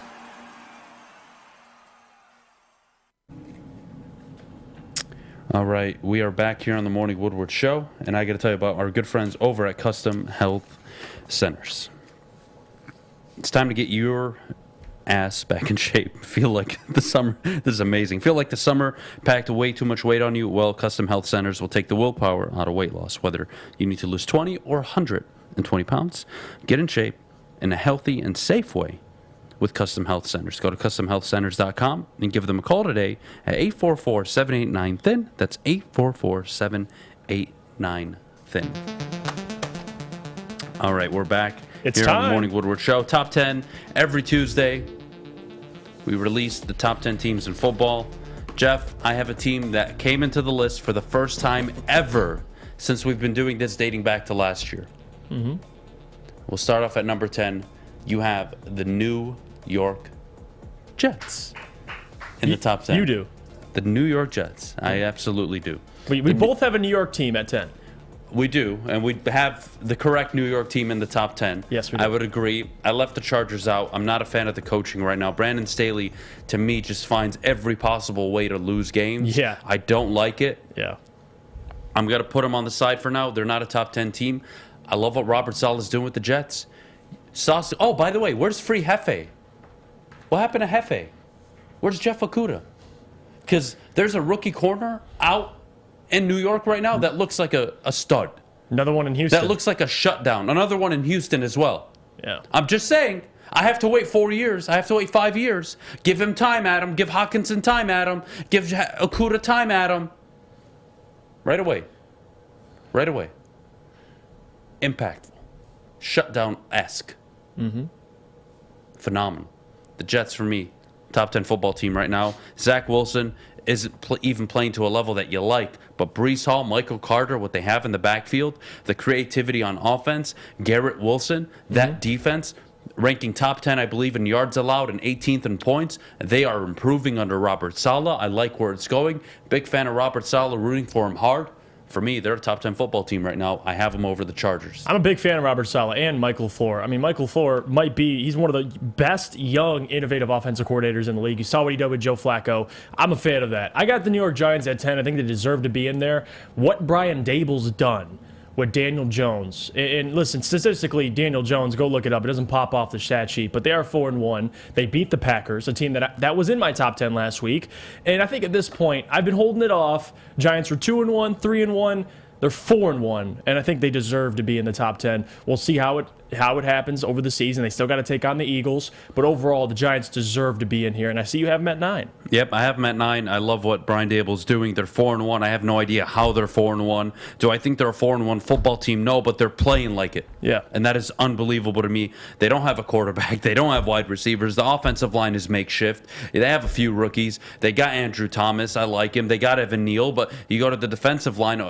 Thibodeau's been hurt. They're missing Leonard Williams. They're missing secondary players. What they've done is nothing short of phenomenal. You have the Chargers at 9. I had them at 11. I don't blame you, though. No, they're a couple. They're probably a loss from being completely out of my top 10. But right now, they win, although it wasn't pretty. And Brandon Staley arguably is going to cost them more games. He will. I still have them at 9. I think they're good enough, but we'll see. The AFC West right now, it looks like the Chiefs and then everybody else. So right now, they're holding on at them. They're at 9 for me. The other 8 teams in front of them, though, I'm rolling with them. And I see you have Tampa. I got Tampa. At 8. They fell for me. So I've been telling you, I've been struggling to find a place for them. How do you evaluate them? It's tough. They're not contenders. They're a top 10 team. In a terrible NFC? They may win a wild card game. They're not getting to the NFC Championship this year. They're just not. Love Tom Brady. Hate betting against him. I don't see it. Leonard Fournette, God bless him, but this offense, the defense, is just too inconsistent. I'm not sure where to put the Bucs. I'm going to drop them to 8 this week. I think the Cowboys, who you have at 8, have done a hell of a job so far this year. Micah Parsons, the best defensive player in the NFL, arguably right now. Cowboys have it rolling with a backup quarterback. And not just Micah. You're right about Micah, by the way, but one of the best defenses. And they're just doing enough to win games. Cooper Rush, say what you want about him. He's doing his job. And now they stand at 4-1 as well. Got to give the Cowboys some love there. They're at 8 for me. But in front of them, I have the Baltimore Ravens. And I know they're really the only team in the NFL, I think, right now to blow 2 17-point leads. But still, they're 3-2. I think they deserve to be in this conversation. And I'm a big Lamar Jackson guy. So he's a game changer. They may not be as complete as some of these other teams, but I think with Lamar, he just makes them that much special. So I'm going to put him at 7 for me. All right, I got the Cowboys at 7. Like you said, the best defensive player in all of the NFL right now, Micah Parsons, hell of a job. They're getting after the quarterback. They're doing a decent job on the run game. Trayvon Diggs playing like an all-pro corner right now. We made fun of him last year for giving up 1,000 yards. He looks legit this year. He actually took a step forward. I got to give him a ton of credit. You know what? I got to say I was wrong. Mike McCarthy, right now, making me eat my words. He really is. Doing a hell of a job winning with a backup quarterback. I can say nothing but good things about the Dallas Cowboys right now. Good for them, 4-1. Number 6, I've got your Baltimore Ravens at number 7. We're not far off here. We're literally splitting hairs on the next few teams. We have the same order. Minnesota, 49ers, Baltimore. When you needed Lamar to take you down and get you a score, he did. They won the game. Hell of a division performance against the Bengals. Defensive performance. Yeah, they lost. I believe it was, is it Marcus Peters? Yeah. Or Marcus Peters. I believe, did they lose him, or who'd they just lose? I don't think they lost Marcus Peters. They lost somebody else. Yeah. Marcus Williams, I think. Maybe, I don't know. I'm losing Hopefully my mind not Marcus right Williams. But to your point, though, the Baltimore Ravens against the Bills, too, they were a 4th down decision from arguably possibly winning that game. So Ravens are close. San Fran, we agree. They've looked better and better and better every week, now having Jimmy G officially back. And then Minnesota. I mean, Minnesota, to me, their loss, very ugly loss, primetime game against the Eagles. Other than that, I mean, the Lions had them on the ropes. They found a way to win. And now they've been doing that every week. And I think as a complete team, offensively and defensively, Kevin Stefanski's been doing a hell of a job. So Minnesota deserved to be in that conversation. To me, they're a top 5 team. No question. Fair enough. I got San Francisco in my top 5. I love San Francisco. I don't like the injury to Emmanuel Mosley. That does suck. They lose him to a torn ACL. But they are playing at a pretty elite level defensively. Offensively, they're only going to get better as the season goes on. Deebo Samuel, Jeff Wilson, George Kittle will get the groove of things. Yeah, I can't count out a San Francisco 49er team that, look, in their history under Kyle Shanahan, they never made the playoffs back-to-back years. Looks like they're going to do it this year. They look like a top 5 team. Go for it. And then for me, obviously, we're going to squeeze Tampa in there. And the reason for that, and the reason why I struggled, is because I see a team that with Tom Brady, yes, they've struggled with injuries. If they had their receivers against Green Bay, you could argue they beat Green Bay. But the reality is, they got to show more. I mean, they struggled against the Falcons, but overall, this seems to me like a team that's going to kind of get through the regular season and then turn up a little bit in the postseason. Because I do believe they got to get their playmakers back. They had Chris Godwin, Mike Evans. If you can get Julio and get that defense playing like it did the first couple games of the season, I believe they're a contender in an NFC that doesn't have many contenders. So I'm riding with Tampa. Yes, Tom Brady's a big part of that. But they were a Grady Jarrett call away from possibly losing. So that's it's scary the thing. to put them in there. They've had so many close calls. I just don't believe the record is what it is. That's fine. What are they now, 3-2? Yeah, 3-2. Not a fan of it right now. Not a fan of Tampa Bay. Moving on to the list. Number 4, I've got the Minnesota Vikings. Dalvin Cook, a healthy Dalvin Cook is a problem. Yeah. Justin Jefferson, one of the best receivers in the game. The defense looks a lot better, although they did disappoint me against Chicago. I don't think it was their best performance. But Kirk Cousins, what, he start that game 15 of 15? Yeah, he was money. He showed up. Wasn't prime time. He showed up when his team. It wasn't prime time, and as long as it's not prime time, that's a top 5 team. You tell me the rest of their games are in prime time, they're out of my top 10 immediately. No, I agree. And then the top 3, we agree. We disagree pretty hard here, actually. Well, same teams, but yeah, we disagree. For me, I'm going to start with 3. The Chiefs are trending upwards. Don't get me wrong, but as of right now, I just think the other 2 teams in front of them. I get it. Patrick Mahomes is undoubtedly the best quarterback in football. But as a complete roster, I feel like the Eagles and the Bills are just better than them. But who knows? I mean, you get into a postseason game facing Patrick Mahomes, especially if you're Josh Allen. Usually doesn't go your way. Here's where I'm at. Usually doesn't go your way. What the Eagles have yet to prove to me, because of their inexperience, not a knock against them, but they haven't been in these type of moments. Right. Is can they overcome adversity? True. Patrick Mahomes and that Chiefs team have done it every week. Every week. And not only every week, they've done it year after year after year. Yeah. I am done doubting a Tyreek Hill-less Kansas City Chiefs team. They figured it out. They find ways to win football games, and they have the best quarterback in the NFL. That's why I have them at 1. I have Philly, who you have at 2. I have them at 3 because of the inexperience. That's it. They're ahead of schedule. They're doing a hell of a job. They're one of the best teams. Hell, they're the best team in the NFC. I can say that. Right. And I think it's clear they're the best team in the NFC. And they're, for me, a top 3 team 100% of the week. 100%. But Patrick Mahomes, Josh Allen. Don't even do it. Jalen Hurts. Yeah. I'm sorry. That's the reality. That's where That's mine is coming from, just so you know. It's not that they're 5-0. They look impressive. The defense has been very good. Hurts makes the plays when he has to with his legs. I like it. Should have gone to overtime with the Cardinals. I'm going to put them back this week. I had them at 1. I'm moving them back to 3. Buffalo 2, Kansas City 1. Go for it. And then, obviously, number 1, Buffalo. I still think they're the best team in football. I get why you moved the Chiefs ahead of them, but overall, even without some of their secondary players, I still believe, as a complete team, Josh Allen and what he's been doing, manhandled, 400 yards on Sunday. Give me the Bills. I think they're the best team in football. They've proved that. They do have 1 loss, but other than that, they've been playing some great football. Besides that Miami Dolphins loss, which they probably should have won if they made a couple plays. But other than that, Adam, that sums it up. We agree the top 3 teams in football are the Bills, the Chiefs, and you know who's on that and the list Eagles. that we both agreed on, by the way? It was one of the most talentless teams in the NFL, and they are somehow 4-1. Keep that picture on the screen. The Giants at 10, and on my list, number 9. Talentless. Robert Saleh, year 2 into a rebuild. Again, I've been on this damn show for an hour and 25 minutes. And Adam? None of you have called in and given me one football reason why Jeff, anybody, your mother, my mother, should believe in Dan Campbell. And on top of that, this roster wasn't much different with Joe Judge. And you saw how terrible they look. So coaching does matter. Giants do got some talent, but you're right, not a ton of talent. Not enough to be 4-1, but coaching matters. Frustrating. So I'm with you. They're in our top 10. There's our top 10 rankings, week 6. And it was done, Jeff. It was pretty exciting to do it. I don't mind the Chargers at all. Let's take a quick break. When we get back, we'll go back to the people. I'm waiting. We're an hour 26 in now. I've given you all the whole show. Call in. Give me one reason why I should buy into this football coach. That is football related. Not because he makes you feel good. A football reason. I'm waiting. We've had, 15 callers today? None have stepped up and defended Dan Campbell. Before we go, I got to tell you guys about our good friends over at Planet Fitness, the official studio sponsors of the Woodward Sports Network. They are now offering a special $1 down, $10 a month offer from now till October 14th, so you have a few days to act fast. Join today in club or online at planetfitness.com.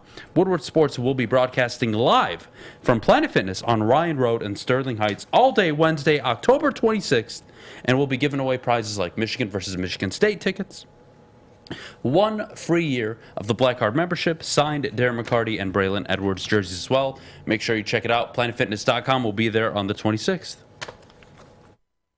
At work and at home, we're there with smarter security solutions. Featuring complete automation with customized alerts and more. For over 90 years, we've been the company that's been counted on to protect what matters most, all with personalized service and care. Right now, for a limited time, receive a free video device plus free installation with a new home system. Guardian Alarm. We protect Michigan. When you need apparel, there's only one place to go. Big Frog in Novi. With no setup fees, no artwork fees, no minimum, and a 24-hour turnaround, you can have your whole team outfitted in no time. Embroidery, direct-to-garment, vinyl, and screen printing, Big Frog has it all in all the styles you want. So whether it's a sports team, fundraiser, school event, or corporate needs, Big Frog is your one-stop destination. Visit bigfrog.com/Novi or call 844-4-BIG-FROG. Make sure it's seen and heard. Corner, jumper, tweet us, hop on the YouTube chat, slide in the DMS at Woodward Sports on all social media. Make sure you download the Woodward Sports app in the App Store and the Google Play Store today. Take Woodward Sports with you wherever you go and listen live on your phone or mobile device.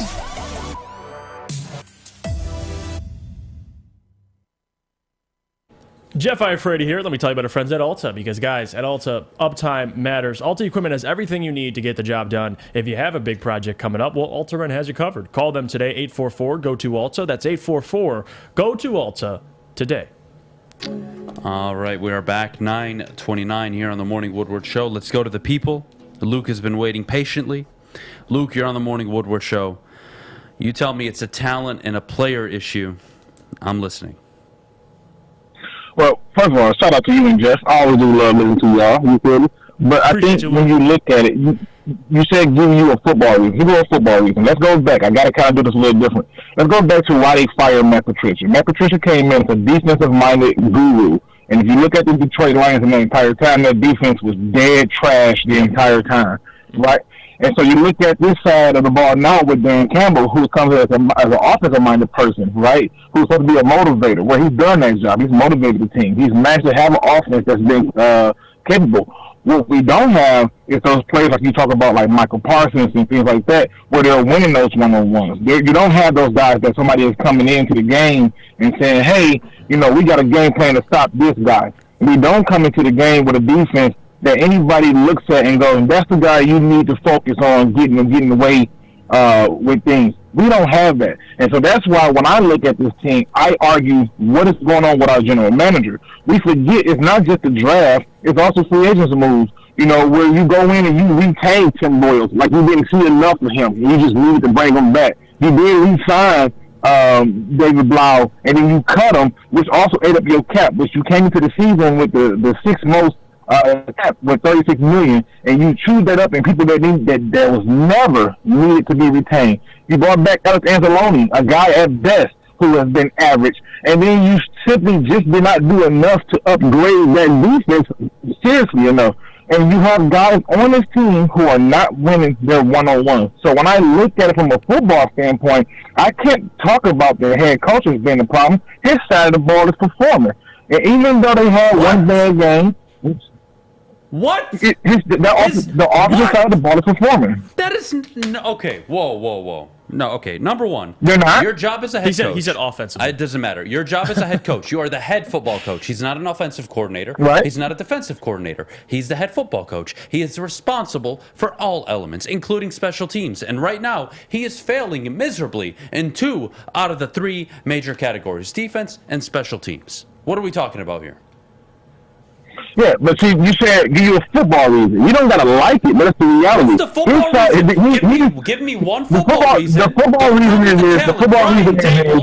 Luke, I love you, buddy. Brian Dable is winning with probably a worse roster at the moment. And where's his X factor game-breaking players on defense? You think the Lions? Hold on. You think the Lions' defensive roster is better than the Giants? Oh, my God. Go top to bottom. They don't have Leonard Williams right now. Kayvon Thibodeau's been injured. They're missing their best secondary player. What are we talking about right now? They're 4-1 with just as many injuries as this Lions football team. But hold on, wait. But who do the Lions have on their defense? You can talk about. If I told you you had the number one offense, if I told you you had the number one offense for 4 games, and you lost football games because your coach decided to be a smart ass and try an onside kick and then call timeout before halftime against Philly and then call a random timeout only to get beat by 40 yards against Philly and then follow it up next week with a good performance against Washington and then the following week blowing a road game where they were the better team for 3.5 quarters and then he completely botches by attempting a field goal with a kicker who was 2 for 5 going into that game from 50 yards in his career. And then on top of it, you followed up with an embarrassing performance defensively against who? Pete Carroll and the Seattle Seahawks, who dropped 48 on you, and then you get shut out by the Patriots. Where is the coaching? All I hear from him is, we're getting close, man. I'm feeling good, man. We're almost there, man. It's always feeling. What is he doing about it? Where's the in-game adjustments? Where is the halftime adjustment? Where is the clock management? Where is anything that is related to making football decisions on the field that Dan Campbell is making you feel really confident? In the case of Dan Campbell, the thing that he's doing in the on-field adjustments, I've watched games where he's made on-field adjustments and our players just don't win one-on-one. Your second overall pick is the MIA, but we can't talk about Bruno Your 6th-round pick that everybody loves and want to hype up is average at best right now, and that's because he's a 6th-round pick. He's not a game changer. Nobody on that defense is being questionable. You talk about injuries and other things like that, that's fair. But at the end of the day, you got to look at this team as a whole. I understand that it's easier to point out the head coach because that's one guy versus 53. But the reality is you look at the right side of that ball in 2021, it was defense. And in 2022, the right side of this team is still defense. Luke, let me Who's walk you responsible through for that? It's the guy who brings him in. Let me walk you through the roster, all right? Jared Goff, Daniel Jones. Who do you like more? Neither. But if I'm going to my head, I'm taking Goff. All right. Saquon Barkley, DeAndre Swift, relatively the same type of player, explosive, but I guess Saquon right now because he's healthy, right? Okay, yep. All right, we agree the receivers in Detroit are better than the receivers out in New York. But Adam, before you go, keep going. No, because this is the direction we're going to go. Because what I'm going to do is I'm going to fucking show you that the receiver, the quarterback, the offensive line, the tight end, the defensive linemen, the linebackers, they're if not the same, the Lions are better than the Giants, and they're fucking 4-1. And I got to hear excuses why Dan Campbell doesn't have enough. You want to start with the offense, but I'm telling you to start with the defense. Let's go play the defense. Let's go there. Start there. All right, here we go. Let's go to the defense. Let's start on the defensive line. They've got at edge rusher. They've got Azeez Ojulari, who wasn't there last week. Who's been out. Leonard Williams, who's been out. Dexter Lawrence has been playing. Kayvon Thibodeau, who's been out and in.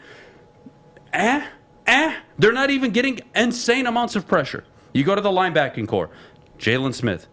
Wait. You comparing player to player, right? You asking me who would I rather have, player or offense? I would love to have Leonard Williams. The Giants haven't had Leonard Williams, Luke. That's the point. They haven't had him. He hasn't played. I get what you're saying. But you're not doing what you did before.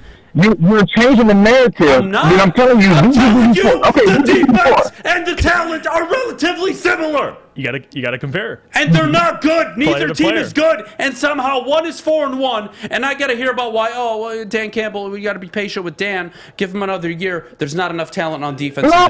What I'm asking is this: I'm actually having a conversation where you do what you did. You started off trying to compare player by player, offense to offense, compare defense to defense, because you know if you do that, that's going to show that our talent is not where it's supposed to be. Our talent is not winning that one-on-one. Yeah, that Giants defensive line is probably a little better. They haven't played. They haven't played. Talent, they are. Keep going. You go player by player. Okay, then I like the Lions safeties better. Tracy Walker. Well, what the hell does that do for me? They haven't played. Right. And on top of it, you look at the Giants last year under Joe Judge. 23rd in points allowed. 21st in yards allowed. This year, 9th in points allowed. 12th in yards allowed. And they haven't gotten significantly better on defense. And they've done it without their best defensive player. The offense is atrocious. Their offense sucks. You have the number 3 ranked offense in the NFL right now.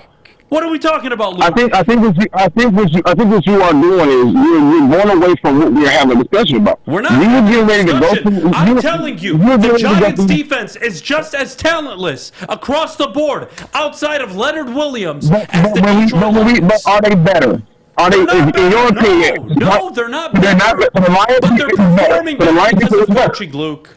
Wait. Is the Lions defense better? No. Yes or no? No, they're not. But is the Lions' offense better? The fucking offense was number 1 in the NFL. Are you fucking kidding me, Luke? So the Lions defense is not better than the Giants, right? No, they're not better than the Giants. I want to come here. Is the offense better than the Giants? No, we're not talking about the offense. We're talking about the football team. I'm talking about the head football coach, Luke. I'm talking about the head football coach, Luke. I'm not talking about the defensive coordinator. I'm not talking about my mother's nuts. I'm not talking about the offensive coordinator. I'm talking about the head football coach who is responsible for every aspect of a football team on the field. The defense isn't performing. The offense is performing. It was the number 1 offense going into New England. And what do you know? They put up a donut. The defense actually does a better job. And at the end of the day, through 5 games, one team is 1-4, the other is 4-1 with a limited offense and an average defense. A limited offense and an average defense. A below average defense in Detroit and above average offense. What are we doing here? Listen, I know that this is the platform that we have, but the reality is this.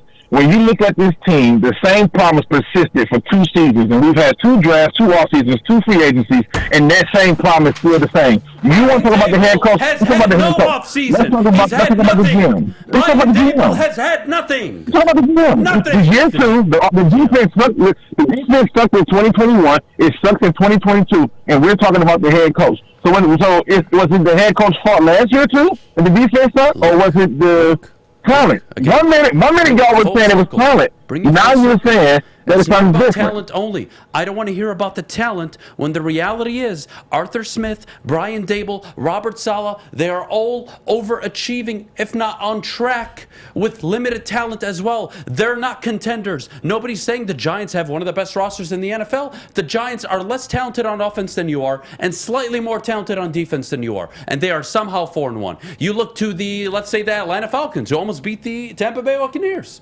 You look at the Falcons, Arthur Smith is 9-13 through 2 years. He was hired the same time that Dan Campbell was. 9-13. Somehow, some way, with no quarterback, no offense, no running back, no offensive line. They only have Kyle Pitts, who's been a bust so far this year. Not last year. He was a damn beast. And then defense, what? They got Grady, and that's about it.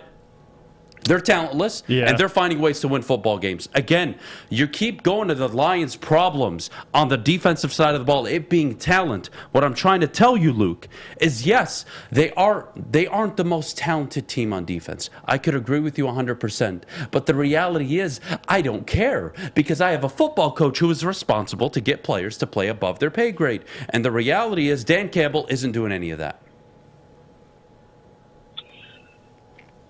On top of shooting himself and his football team in the foot, by the way, which is actually more of a problem, by the way. I'll go live there and break it all down. I see that it's easier for you to yell out a bunch of stuff, and that way it keeps I'm not yelling. I'm trying. But what I'm pointing out to you is this, Adam. The thing that I'm trying to do is this. Let's get right to some hard things. The biggest problem with the Detroit Lions in 2021 was what? Defense, right? Sure. Right? Yes. Okay. Yeah.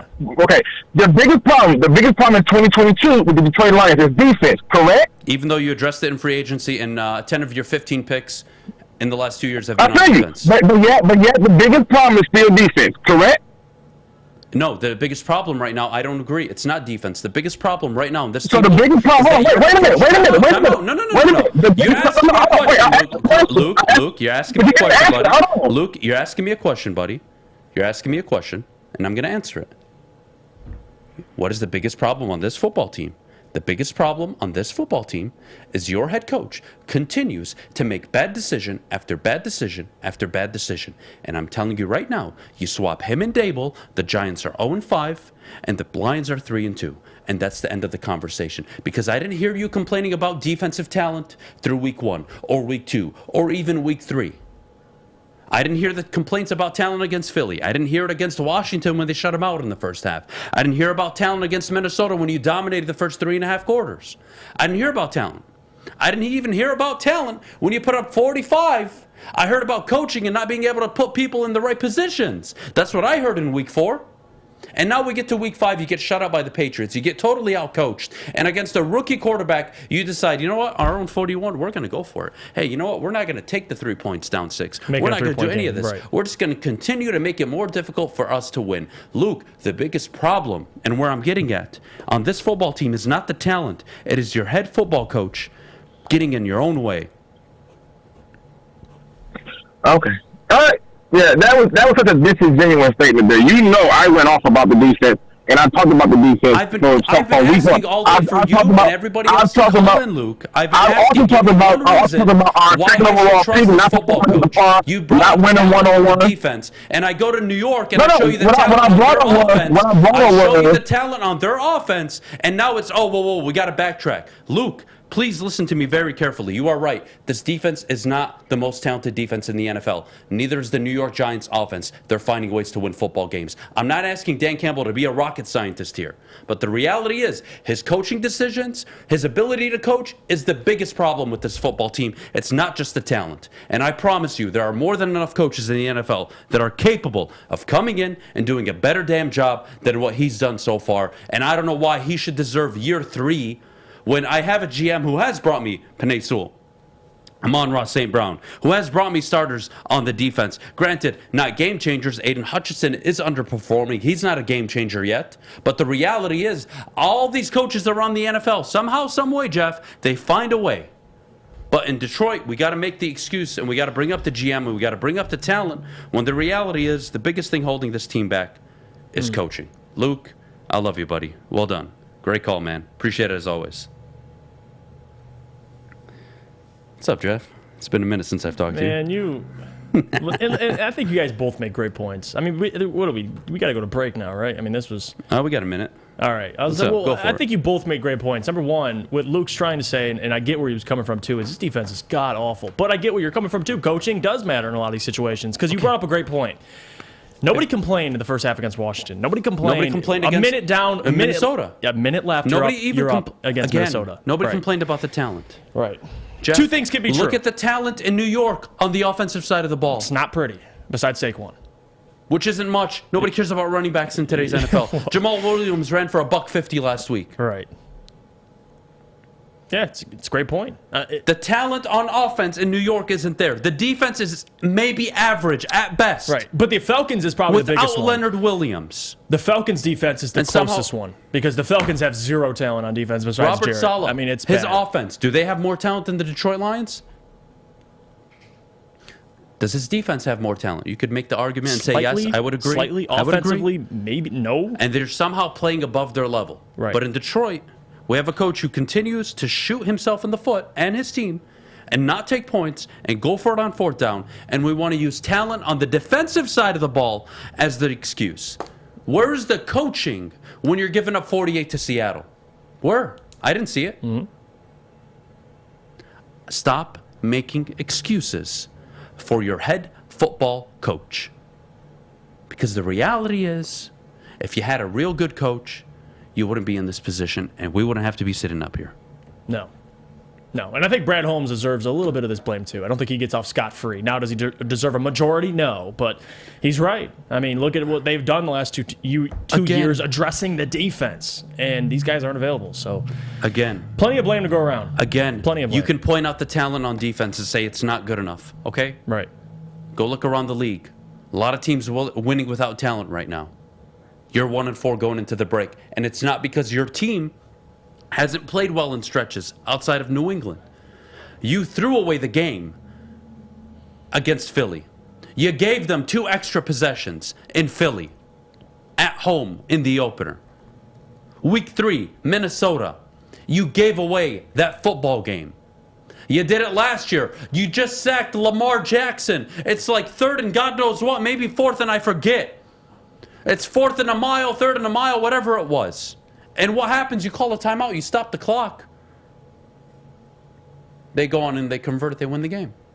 You did this so many times last year. You're continuing to do it this year.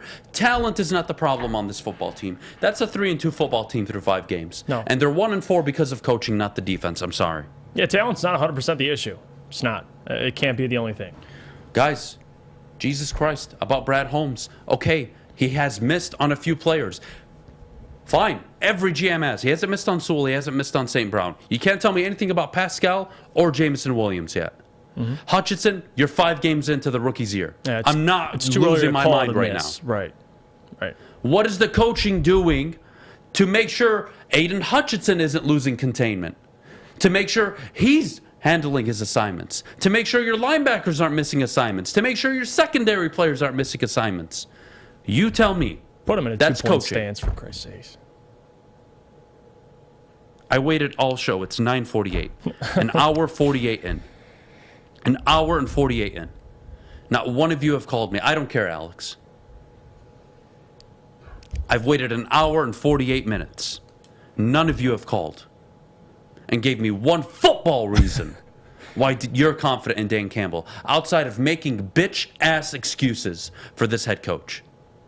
When we get back, we'll go to the Woodward Sports Chat. Mailbag coming up in about a minute. But before we go, Jeff, our good friends over at Big Frog. I gotcha. Big Frog. Guys, you can get a free Woodward Sports t-shirt. That's right. Free Woodward Sports t-shirt all month long at Big Frog and Novi. Just stop in. Tell them we sent you. And they will print one out for you on the spot. So go to Big Frog and Novi today. Get your free t-shirt. Or you could visit them online at bigfrog.com/Novi. For a limited time only, all new burgers and loaded fries at Big Boy. It's not a Slim Jim, it's the Big Jim. The chili cheese is such a tease. Guess what else is new? The bacon blue. How about upgrading those fries? Chili cheese fries, baked potato fries, nacho fries, what will it be? Satisfy those taste buds at Big Boy. My name is Lee. I've lost 35 pounds on the Custom Health Center program. So the 3 biggest benefits that I've gotten from this program has been I'm not snoring anymore, I have a lot of energy, it's great, and oh, by the way, look at this. No, I'm just kidding. No, I'm just kidding. Call us at 844-789-THIN or visit CustomHealthCenters.com for a free consultation and get started for as little as $5 a day. Introducing the Planet Fitness Guide to getting that post-workout glow. Step 1, what's your why? More epic energy, better sleep, blow off steam? Step 2, join Planet Fitness for just $10 a month and get moving in our clean and spacious clubs. Step 3, bask in that post-workout glow. Join Planet Fitness today for just $10 a month. Join today at any of the 50-plus Detroit area locations.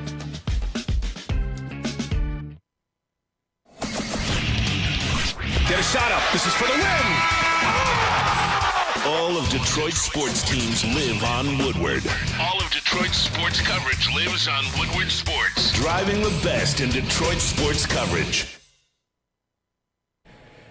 Jeff Iafrate here. Let me tell you about our friends at SMA, because if you just listen to what Adam and Luke had to deal with, you'd call our friends at SMA, because they help spread awareness about mental health and substance abuse. Their new podcast, This is the S Word, will help fight the stigma about seeking help. If you or someone you know is struggling, head to thesportsma.com for more information.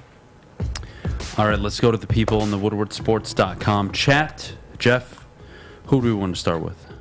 Let's see. Jack says, Jeff, do you think Eagles versus Cowboys will be the best game next weekend? I'm excited for that game, to be honest with you. I don't think Dak will be back by then, but overall, yeah, I'm with you, Jack. I think that's one of the games. They don't want him back. Luke says we wanted Patricia gone because he couldn't even get his defense to look decent. Dan has the offense looking good, but fire him. We have the talent. That's BS. The players aren't performing on defense. Luke, the defense isn't the problem. You have a head coach that's gone for it 59 times through his NFL career on 4th down. 0 for 6 in NFL record on Sunday. That's a ton.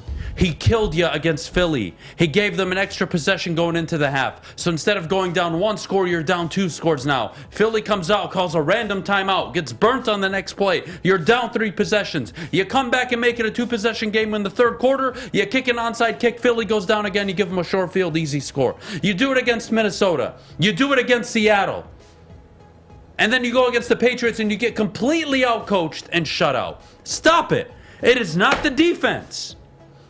Talent on the defense is not the problem with this football team. It's part of it, but not the entire issue. It is part of the problem. It's not the entire issue. The offense not scoring a point against the New England Patriots is a problem. Right. But at the end of the day, you have to bring it all together as a head coach. You can't have 1 week you put up 45 and give up 50, and then the next week you only give up 10, but you score 0. It's not how it works.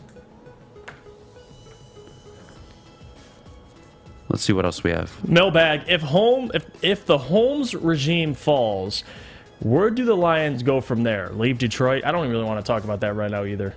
Listen, it's too early to be talking about this regime falling apart. Nobody's firing Dan. Nobody's firing Brad right now. So no answer for that question. Let's see. Giants had a joke schedule.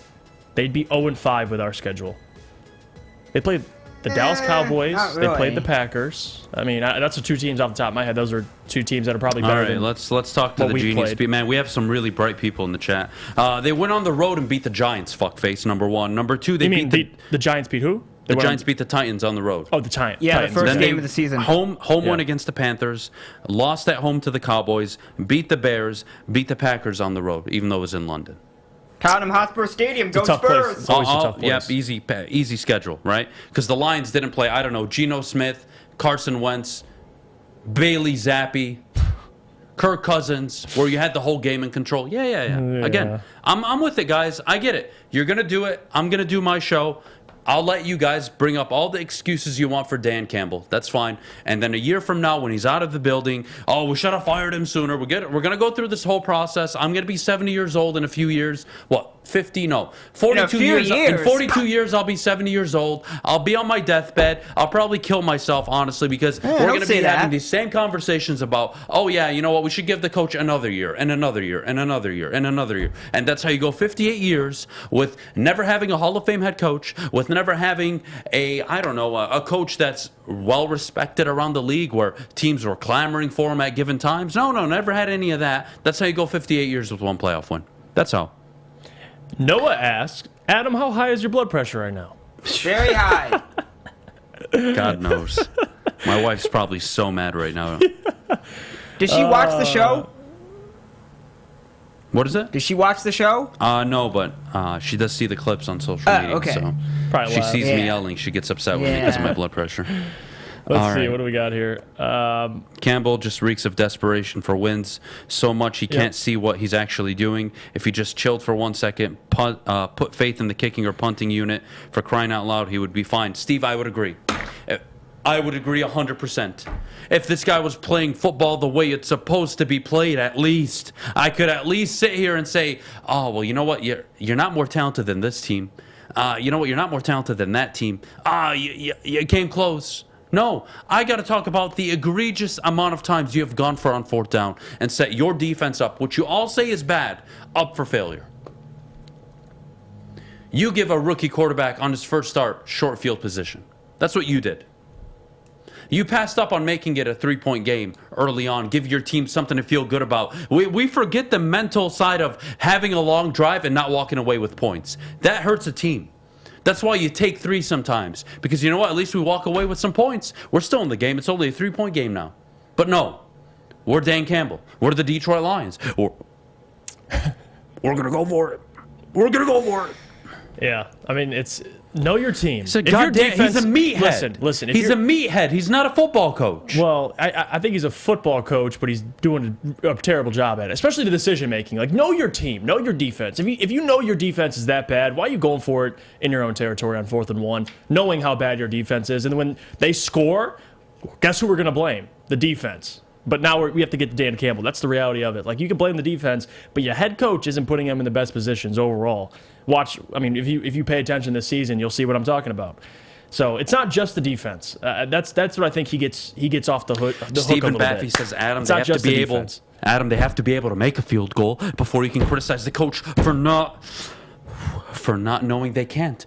Dude, they signed Badgley middle of the week, who was 4 for 4 for the Bears the week before. Stop it. So confident, they cut their current kicker. They cut, what's his face? Austin the Seibert. Fat dude, Austin They cut Seibert. him because they were so confident in Michael Badgley. On the road against a Bill Belichick rookie-led quarterback team, you decide we don't need the points.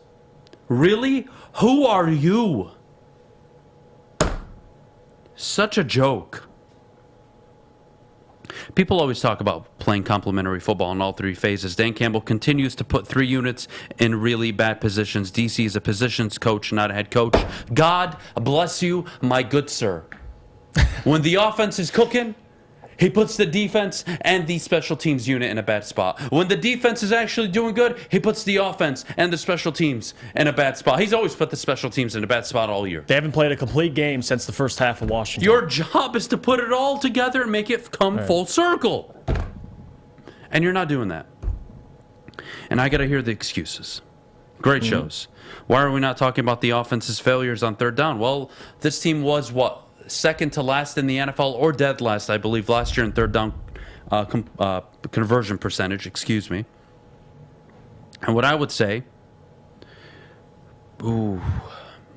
is you're right.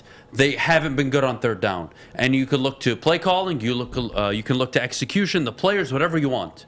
But that does not excuse the decisions that dipshit is making on 4th down. It's that simple.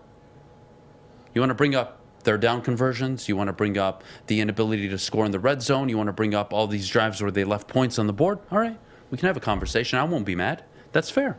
Right. That's 100% fair. You look at Ben Johnson. You can look at Aaron Glenn. You can look at Campbell, whoever you want to. But when we talk about putting your team in positions to lose on a weekly basis, that is the head coach's fault. It's the head coach's fault. I'm telling you, they're going to be 1-7 through 8 games. I'm going to say it right now. I got no faith in this Jesse football says, team. Adam, you I love really Sauce don't. Gardner now. No, I don't. It's not that I love Sauce Gardner, Jesse. It's no. I wouldn't have taken number 2 overall. No, I would never take a hard not to corner like number him. 2 overall. It's hard not to like him. Unless they're Deion Sanders or Champ Bailey, maybe. It's a good football but player. even then, the point I'm making, Jesse, is that's what a shutdown corner in the making looks like. And then go look at Jeff Okudah. And you tell me the difference. That's all I'm saying. There are rookies that are doing it year 1, while you have a corner in his, 3rd year, 4th year? 3rd year, I believe. Yeah, 3rd year for Jeff Okudah. Jeff Okudah, it's his 3rd year. His 3rd year where you still aren't sure. That's the point I'm making, Jesse. Mm-hmm.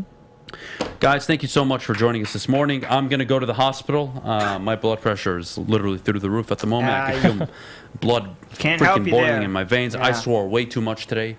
Holy hell. Yeah. Probably going to get a nice letter and a fine after today's show. Y'all have a great rest of your day. I'm going to try to come in tomorrow. I want to take more calls. I want to hear from you guys going into the bye week, your thoughts along with Jeff. But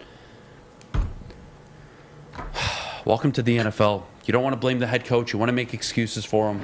You can die on that bed. You'll go 58 years with one single playoff win. I mean, that's the reality. You'll have a great rest of your day. Jeff, thanks for being patient with me. Always. Fish, go to hell. Alex, Thank have a you. good rest of your day. We'll see you guys tomorrow. Go watch Champions League. Happy Tuesday.